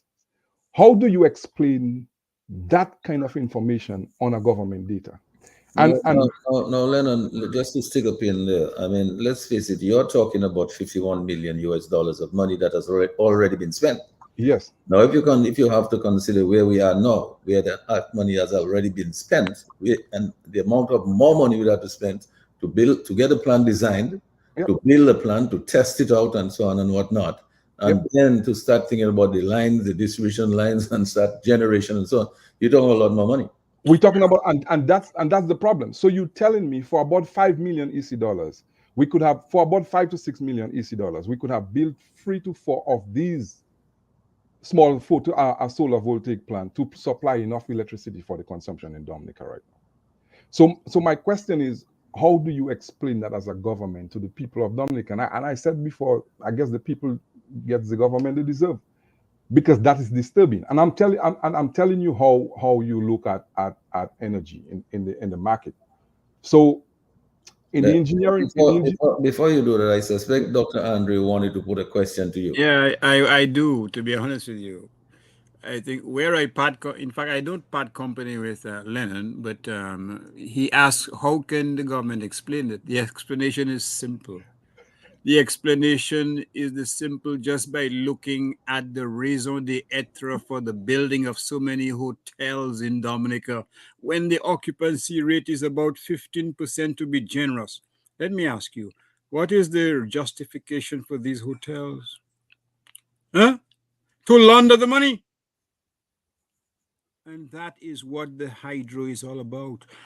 Didn't the French bail out because they found it to be unfeasible? The geothermal, not the geothermal. Didn't the French bail out because they found it to be unfeasible? They said, in effect, we want no part of this. It's been going on for years. Do we even have an accounting of the money spent on that potential resource? We don't. So we shouldn't just assume that the purpose of plowing so much money into that endeavor is to produce geothermal energy. That is a wrong assumption based on the evidence. The evidence suggests that there are certain enterprises which have no other function but to provide a money laundering facility in Dominica. And that is the only rational conclusion, because what do you have to show for $51 million? Sometime I noted somewhat derisively that the Tutulu crabs in Portsmouth must be jumping for joy because they could have dug that hole for less than $1,000. And I really asked that question, Dr. Irvin Andre, because the stupidity of that numbers is mind-boggling, and you may be absolutely right. But I need Dominicans to ask themselves that question, and I'm bringing in information for them.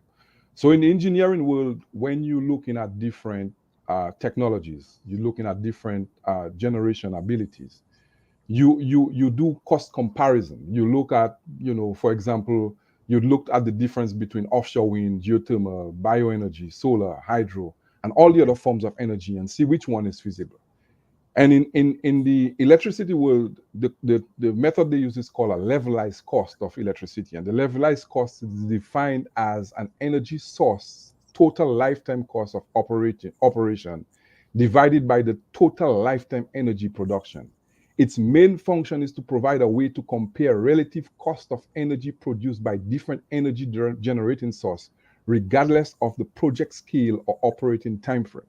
So if you are telling me we're doing geothermal energy, the common sense is show me the other options that are there, do the levelized cost and give the people the numbers to see which one is cheaper.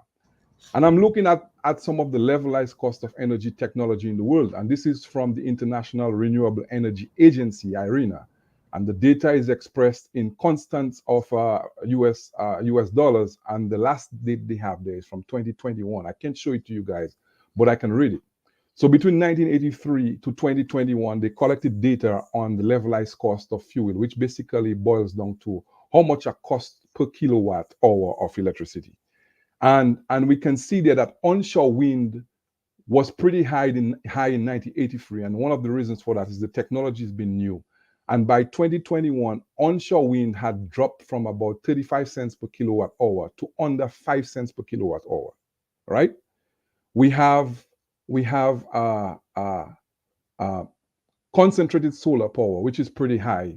That's relatively new. So somewhere between 2025 and 2010, it moved from about 35 cents, just over 35 cents per kilowatt hour to about just over 10 cents. Now we look at what we have in Dominica. Hydro is about, hydro has been pretty cheap. Hydro is one of the cheapest forms of generating electricity and has constantly remained under 5 cents per kilowatt hour. So we could have had micro hydropower plants around the island. We could look at different areas where we could provide 3 to 5 kilowatt for domestic or household use. And then we look at geothermal. Geothermal range from between 5 cents to about 8 or 7 cents per kilowatt hour from 2025 to about 2021. And then we look at solar photovoltaic, which was pretty expensive back in the days in 2025, 2010, because it's a new technology. And that industry is dominated by the Chinese. And the price dropped dramatically from 2010 to from about 40 cents per kilowatt hour to now under 5 cents, which is cheaper than geothermal energy, right? So it comes back to the question I just asked earlier. Why have we spent over $100-something million based on the records when we could have provided 10 solar power plants for less than $425,000? So let me bring Lennox in here, Lennon. Let him make a contribution, because Lennox, here's the thing, that all of these projects, geothermal, airport, all this kind of thing, depend on what? The sale of the passports, right? If not passports, then what? Now, we know that the sales are dwindling. We expect that the sales are going to dwindle drastically next year because of everything that we know that is going on and all the actions that some of these developed countries are taking. You try to explain to me, Lennox, if we've already spent 135 million EC, we haven't got a light bulb lighting yet. We haven't built plant, we haven't test plant, we haven't designed plant, we haven't distributed any lines, we haven't gone into management of the thing and operation. That means we're going to spend a lot more money. So the question is, if this passport money dries up, how on earth you're going to finish that geothermal project? How on earth you're going to finish that airport project? How on earth you're going to do that? So in fact, we have to consider that what Lennon is saying is that it is so much cheaper to go into solar. And then remember, Dr. Andre, too, that our very good friends are the most prolific producers of solar in the world. The Chinese. Yes, they are bon gens. And why is it that we cannot just get some solar from them and spend so much less money? Lennox, tell us something about that. Well, these days I'm minded to caution people who talk about CBI money drying up, as though we are going to run into a problem because we will not have enough development money from our cherished source of capital revenue generation. We already have $8 million, 7.9 to be exact, over a 7-year period, that billion over a 7-year period that has not been accounted for. That's on the sale of 46,615 passports. For $10.6 billion, we only received 2.7 into the treasury. It leaves an unaccounted balance of 7.9 billion. Lennon will tell you very easily that that is more than enough money for any amount of solar we can find within there, within that 7.9 billion, more than enough money for the solar energy initiatives we need to take to give Dominica its capacity to meet peak demand right now. So I wanted to say that up front, so that we don't go down the road of saying, well, CBI money running out, therefore we have a problem. We have enough CBI money already collected for us to take care of important initiatives like this. And let me say something else while the CBI money is drying up. We have been spending a significant amount of money on marketing this Citizenship by Investment program. In the last 5 years, for about $440 million has gone into marketing of the CBI. There are years, one year I saw recently there where we were spending $89.3 million on marketing to generate revenues of $119 million in fee income from the program. So this is not a program that is without money.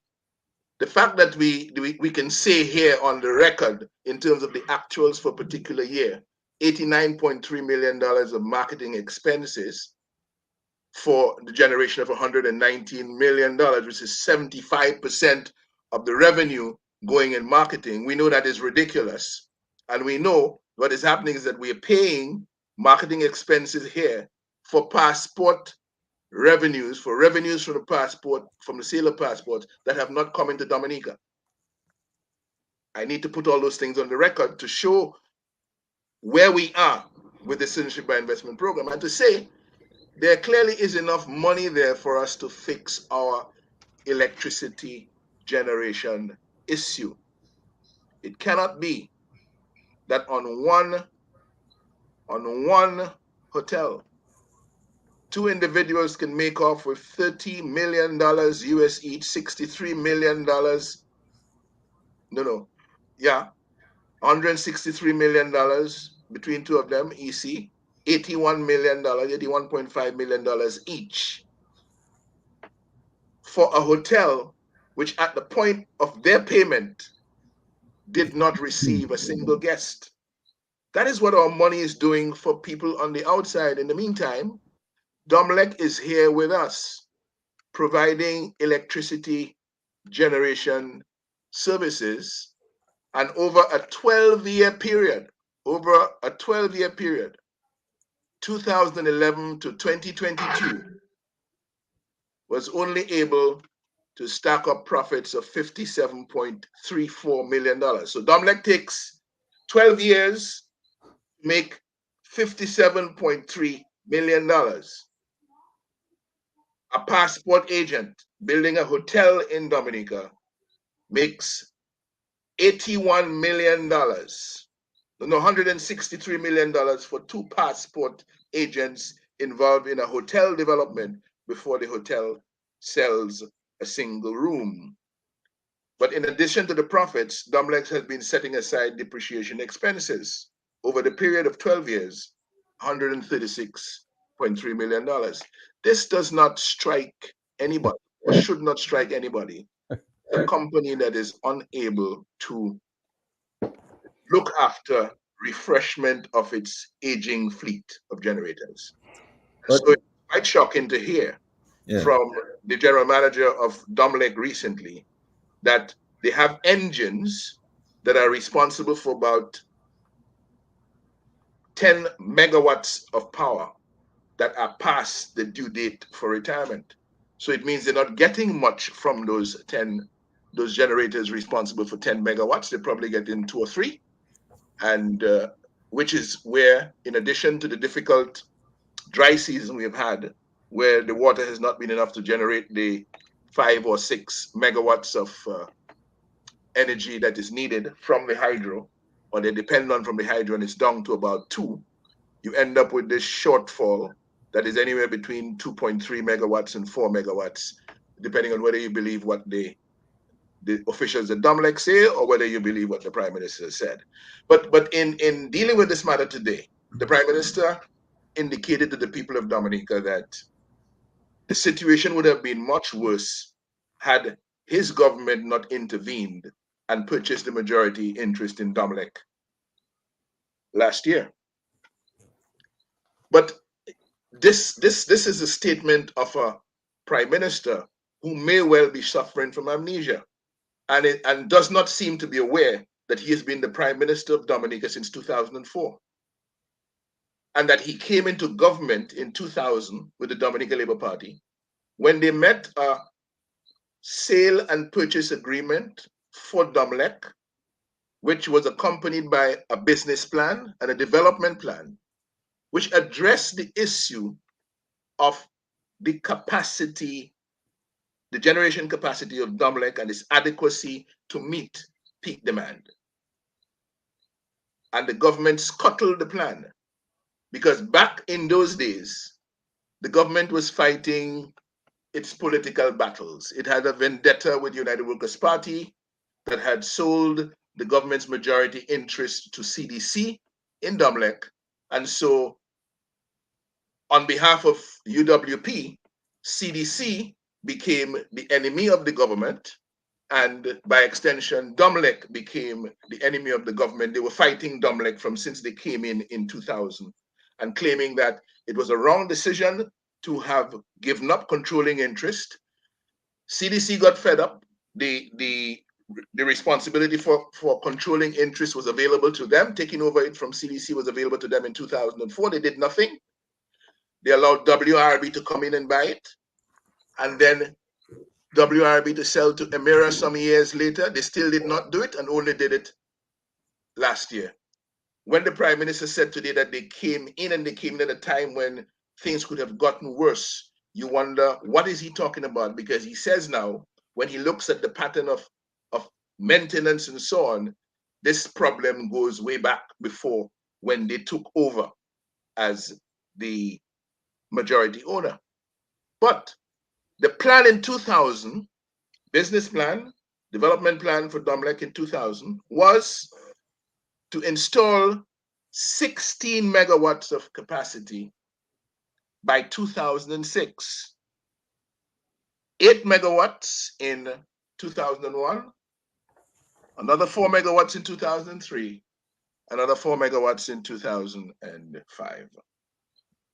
With the rest of the capacity that was coming from hydro in Trafalgar Loda, and what they had done at Sugarloaf, and what they could retain from the station at Fonkole, Dominica would have been comfortably above, installed capacity comfortably above what was required for meeting peak demand. And that situation that we have today would not have arisen. The government dropped the ball and refused to facilitate the sole electricity supply in Dominica. Instead, they went for regulation. They went for the Electricity Supply Act of 2006, which brought into being the Independent Regulatory Commission in 2007. And I have to say, when you look at the record and the evidence, the claim to fame of the Independent Regulatory Authority was to frustrate Domlec out of being able to have the generation capacity to meet increasing demand, largely because it was carrying out the bidding of the government and the government's policy for geothermal development, which has gone nowhere fast for almost 10 years.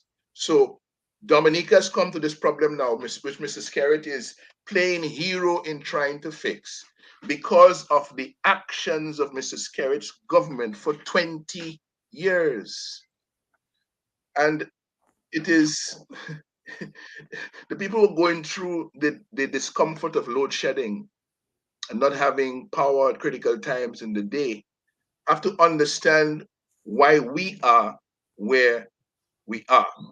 Because it is not, as Mr. Skerritt is trying to say, some fault of Domlek or some fault of somebody else.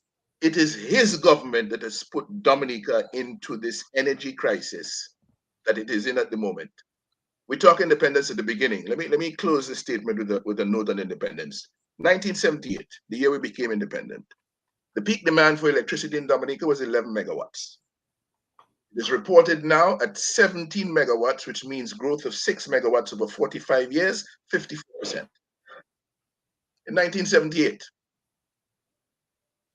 the peak demand in St. Lucia, 17 megawatts. 2023, 60 megawatts. Growth of 253%.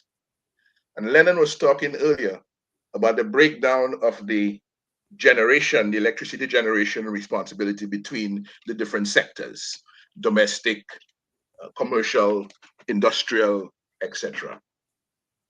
And right there in that comparison between Dominica and St. Lucia, you see how the economy of both countries has developed, has grown, which is why you understand the statement of Reginald Ostry that Dominica has been last for too long in this world, Irvin Andre, and behind too many things.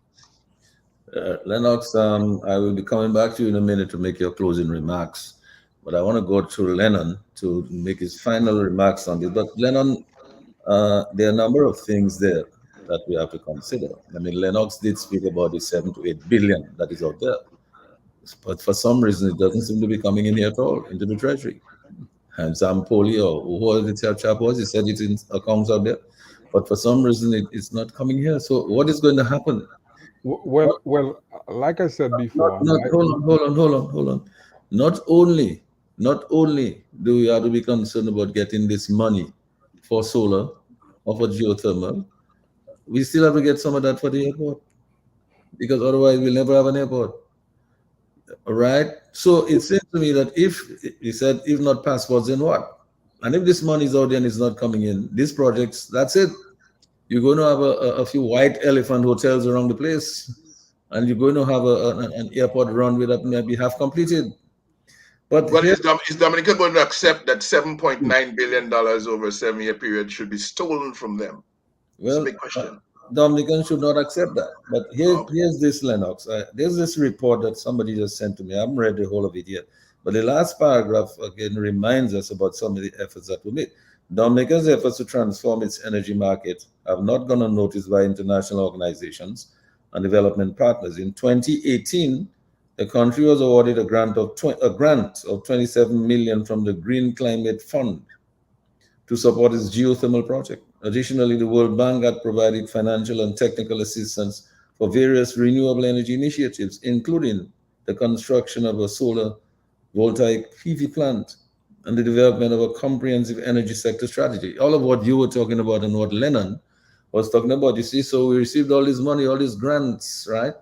So Lennon, you can see what we're talking about here. I mean, you're a professional and you have the vision, just like Edward Liebler had a vision. You can see the vision and a mission. And you can see what we can do with solar and other forms of renewable energy. But we did hear the Prime Minister say that help relief was on the way. I'm not sure when it will come or in what form it's going to come. But let's wait and see. But you see, Lennon, even this grant there, even at that time in 2018, if we had used that for solar, you see how far it would have come. Well, Sheridan, you know, there is a common elephant in the room, and there is a common denominator, and it has to do with the Dominican people. And Lennox Linton have talked about billions of dollars missing from our account. And here lies the problem. We're talking about $50 million lost. We're talking about $418 million. And if people are not getting mad that a hotel is being constructed and $33 million goes out, and if people are not being mad that billions of their passport money is outside there, nobody, I don't expect them to lift a finger about $18 million. So I'm saying this to be cynical. I'm saying that to be really cynical, because the whole conversation stems on what we need to do. What can we do? And I always say the reason why we speak is to make sure people get informed, make sure people get bold. I mean, the evidence is there, the information is there, the data is there, the misdeeds are there. Everything is open. What else do we need to realize? That we need proper management of our country. We need proper vision. And like I said, a simple thing like electricity usage. You can, I mean, somebody can look at our distribution of electricity, 40%, 3.5% industrial use. That's not a country that is advancing industrially. And here's where it makes a big difference. If we ship power to Martinique or Guadeloupe, what do you think they're going to do with it? They're probably going to build manufacturing plants. They're going to use it to do those things, to employ their people. You're creating jobs for the students, the 150 students you send to Midwestern State who study in accounting, who study in business analytics, who study in marketing, who study in geology, who study in environmental science. They can come back and get high-paying jobs, so they don't have to stay illegal in the United States and to shake their pampalam just to get money. And I'm saying this because these have real-world on-the-street implication. Today in 2023, we have load shedding because the people who are involved, whether it's the IRC, whether it's the government, whether it's DOMLEC, cannot provide in 2023 reliable energy for the people. So how then are you going to encourage industrial growth and development if you cannot even provide electricity for your population and commercial use? You see what I'm saying? So we talked earlier about morality in the office. We talked earlier about the standards we accept.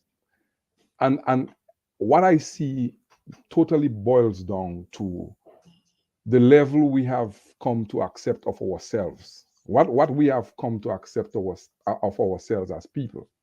We accept mediocrity. It's in our society, in our culture, it's in our music, it's in almost every aspect of life. We don't hold ourselves to high standards. We don't believe in our capability, because if we did, we would not accept that kind of leadership. We would not accept that kind of humiliation. So if a government has vision of developing the country from the time E.O. Leblanc have been in office, from the time we had independence 40-something years ago, we would not be sending for individuals to build our international airport, to build our roads. I am here on my own accord, getting a master's degree in energy management, and we have the government paying consultants to tell them how to generate electricity because of the smoke screen. Oh, we get a Venezuelan. And that is the kind of things we accept in ourselves. And when I hear these things, what I really hear is, I don't believe in the Dominican people. I don't believe the Dominican people are capable. I don't believe the Dominican people can do for themselves. And the level of disrespect continues. And I'm saying the only way it continues, we as individuals, the man on the street, the man on the ground, the people listening, the people who are there suffering from no salary increase, from load shedding, where your fridge is damaged, your business cannot survive, you don't have enough electricity, you're not generating income. Where these people are affected need to understand that they are better than that. We are better than that. We are more capable than that. I am not who I am because I'm in the US. I am who I am because I grew up in a little place called Benz, feeding pigs and carrying fig on my head and looking at the Hampstead River and getting view and going and dive. So if I could do that, there are many of us who are quite capable. And I think once people start believing in themselves and accepting more, then they will stand up. We are better than this. And I think we as a people need to wake up and do more for ourselves. Well, thank you so much for that, Lennon. And Lennox, as I go to you for your sort of wrapping up remarks there, any further comments that you have. I mean, one of our callers called earlier, and he said, listen, we've been educating and informing and so on for a long time with many shows on the radio, but it's time for people to go out. And if the people will not go out to ensure that they can bring back $7 billion into their treasury, which could then transform their lives completely, so that they would not have to be afraid of being victimized, because then they would be independent But then again, Lennox, aren't we saying that maybe the only way that can be done if there is a new government in place?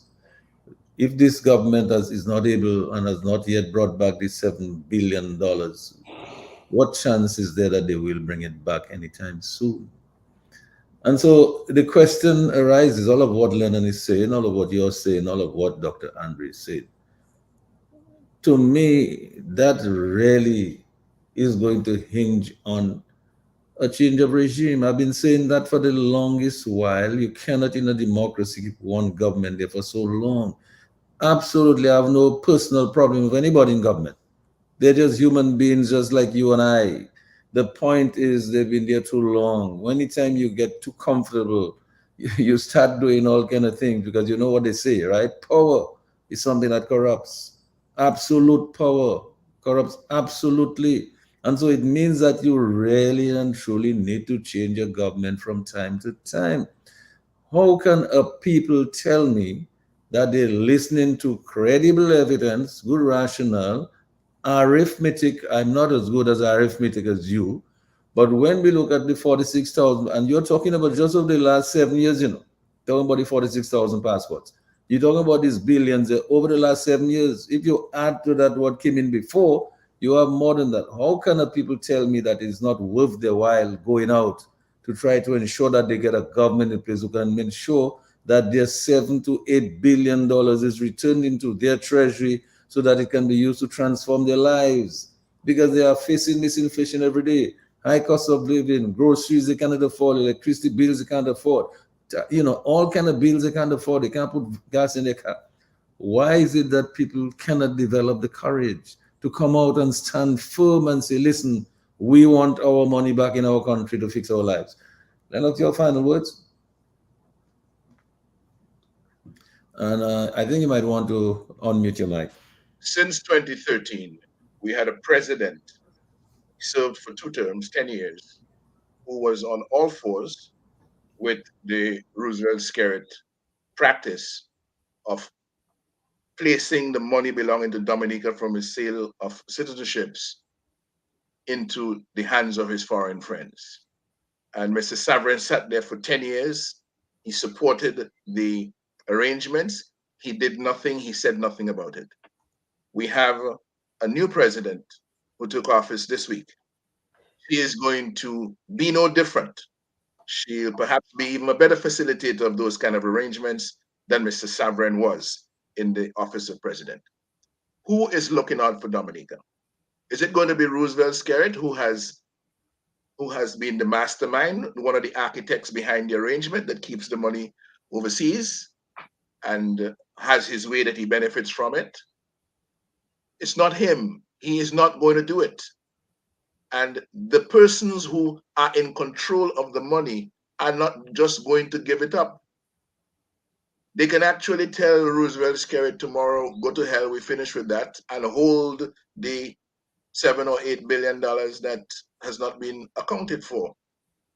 Do Dominicans understand that we have already spent $350 million on the international airport and completed the geotechnical studies? Do they understand that without the geotechnical studies, we cannot know what is it we're going to build, and therefore we cannot know the cost of the airport, but we say it's going to be 1.3 billion, and we've already spent $350 million. $350 million on an airport that we do not know what the cost is going to be. So when you're saying that has come from the treasury of Dominica. Well, this is what the government has told us. When we went to the budget in July, the estimates indicated that $292 million had been spent on the international airport as at the end of June 2023. And then they have a plan to spend $234 million in this financial year that began on the 1st of July. So we have already had 3 months of that financial year have gone by. In other words, a quarter of the financial year in which we are supposed to be spending $234 million.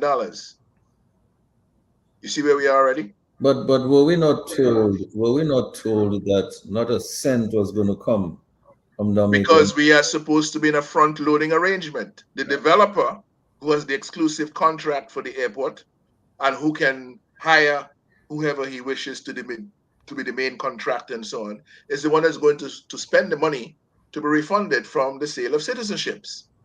It seems that the treasury of Dominica has already spent, based on what the government has told us, has already spent from the revenues accounted for here in Dominica, over $350 million. So whatever is happening on the other side, we don't know. That is why we need to get control and proper control of our monies, or else we're going to go down the drain. Now, we talk about what's up next. Well, the people need to open their eyes from being wide shut. And the people need to take their country more seriously than they're taking it right now. We cannot depend on other people to take our country serious for us. And we can't depend on those who are benefiting from having unfixed the country to fix it. It is great for them in the unfixed state. It is great for them in the state where we are going nowhere fast. It is great for them in the state where we are laundering millions and millions and millions of dollars in housing projects and hotels, etc., etc. That's what works for them to be able to allow them to amass their mansions and their millions while the people sink deeper and deeper into poverty. It's not an acceptable state of affairs, and it's something that the people must stand resolutely against and decide they've had enough. They're going to change it. Sheridan Gregor can't do it by himself. Irving Andrew would love to do it by himself, but he can't. I would love to do it by myself, but I can't. The people must decide their country is worth fighting for, and they have the responsibility to determine which governance structure under which set of people is going to fix things and work in the best interest and stop Dominica from being last for too long in this world and behind it too many. All right. Well, Lennox, thank you so much for that. But unlike you, I still have a little hope that Justice Dr. Irving Andre will be able to tell us that he will be able to do it. So, Dr. Andre, your closing remarks? Well, Lennox is absolutely right. I can't do it on my own. In fact, I have so little strength, I can hardly lift up a 5-pound bag of marshmallow, to be quite honest with you. But hopefully, and I know some of our listeners, bless their souls and hearts, they are somewhat frustrated as to the amount of talk without any accompanying action, and they're absolutely correct. But hopefully, the talk can inspire folks that, quite frankly, it ain't going to get any better. On the contrary, it's getting worse because now you are confronted with constant blackouts. You're confronted with rising electricity costs. You're confronted with rising food costs.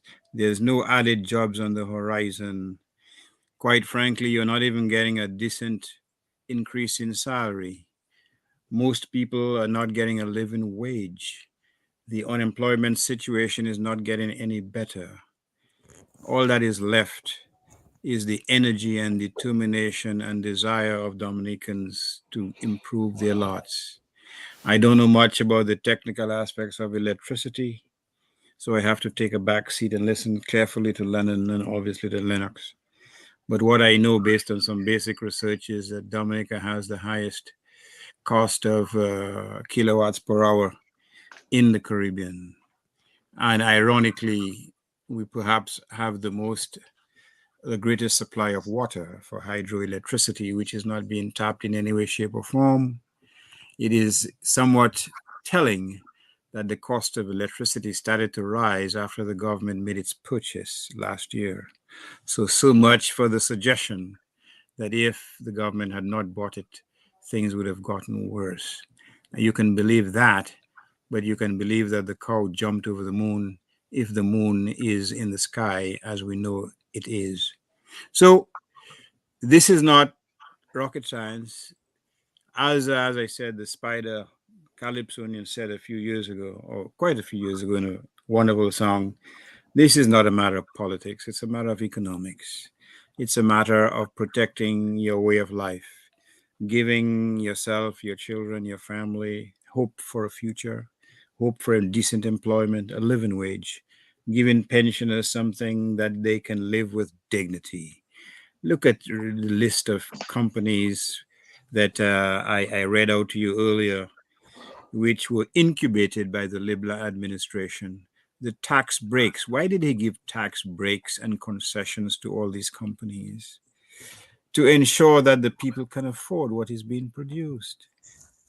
But there's no tax base for anybody who, with respect to gas, or with respect to staples, or with respect to building materials. There's none. There's just no relief for those who are fortunate enough to have jobs. And how can you say that is a government that really cares for the lot of the people? In addition, or by contrast, there's a company, Lennox knows the name of the company, which got a couple of years ago, $9.1 million tax break on God knows Dominica was strong at the time. Dominica with strong or whatever it is. Dominica strong. So if those who are benefiting from the sale of passport are foreigners, where does that leave us? Where does that leave people like Lennon, who can come and make a valuable contribution, which with respect to any energy generation?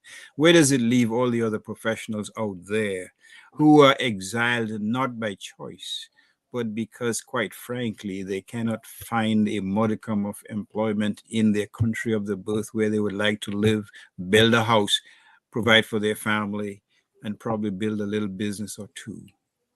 If you do not think that you deserve this, then what do you think you deserve? What do you think you deserve? Or you think you're inferior to these folk? You think you're inferior to these dancers who wear high heel shoes like Tina Turner until you tell them, their leaders, that I will do whatever you want me to do for a few dollars more, of course. Do you think you're worse than them? You think of those chatterboxes on the opposing radio station who sing for their supper almost every day? Do you think they are better than you? Do you think that those who degrade or denigrate women, do you think they are better than you? Do you think those who deprive you of reasonable opportunities, do you think they are better than you?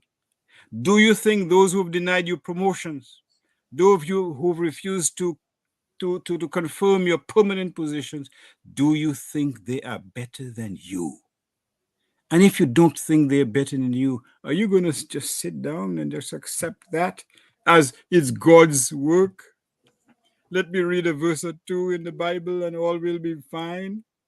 Let me just hope for salvation upstairs rather than worry about your lot and that of your children and that of your family.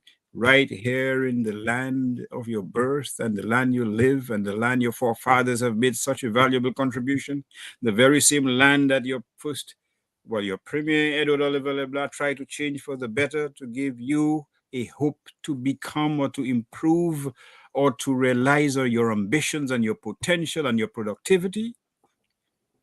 Zopamuntu, are you just satisfied to see these folk get rich overnight? And you can hardly sell something in the market? Those companies that don't pay taxes while you pay it on your $15,000, $20,000, $25,000 a year? Is that what it comes to, Zopamuntu, Gaza? Don't worry about me, I'll do. There's a Dollarama here. There's a discount over there. I can survive. As did Gloria Gaynor as she sang.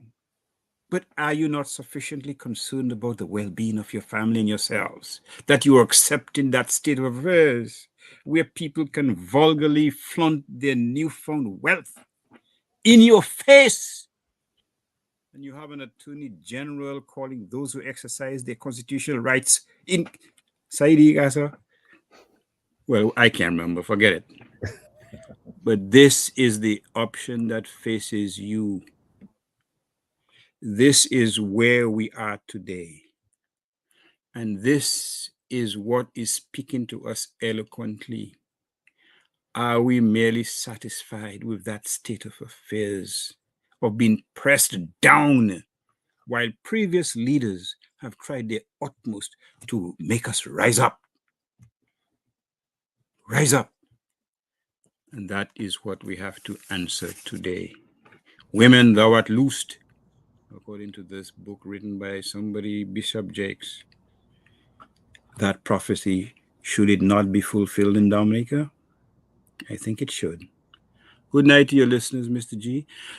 And I commend you for your program. Lambi, Lennox, Lennon, good to see you. I have heard you all the time, and Thank you. You speak very eloquently, and I hope someday we can take advantage of your significant attributes and assets and your knowledge. Thank you very much. Lennox. And thank you, Dr. Andre. I mean, just left Thank for you. me- Thank you, bro. Thank you.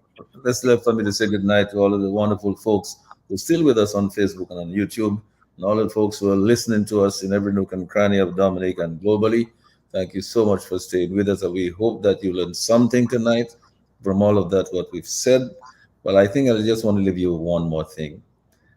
You know, it makes no sense for you to sit back and hope for a little brown paper bag with a few items in it. It is much better for you to come out in your numbers, exercise the people's power, and demand that you take back your government and to bring back your $9 billion into your country so that your life can be transformed. Just the way Edward LeBlanc did it for the farmers, it can be done for you again. As Dr. Andre says, Use Muntu. So good night, everybody. Good night. Thanks, Sheridan. Good night. Lennon, good Good night. night. Good night, folks. Dr. Andre, good night. Lambi, Yeah, good night, good night. guys. Everybody. All right. People of folks. Dominica, All right. God bless you. Take Love care. you all the Take care. time. Take All care. right. All the best. Good night.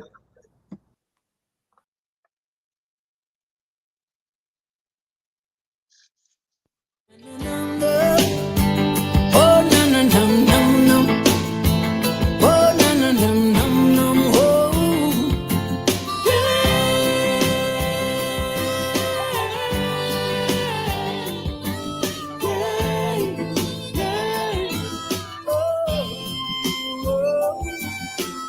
Winking out my window, and I'm a thinking of tomorrow, and I'm a wondering what the future will be. Thinking of the children who are the victims of oppression, beaten down by wars and eaten up by starvation.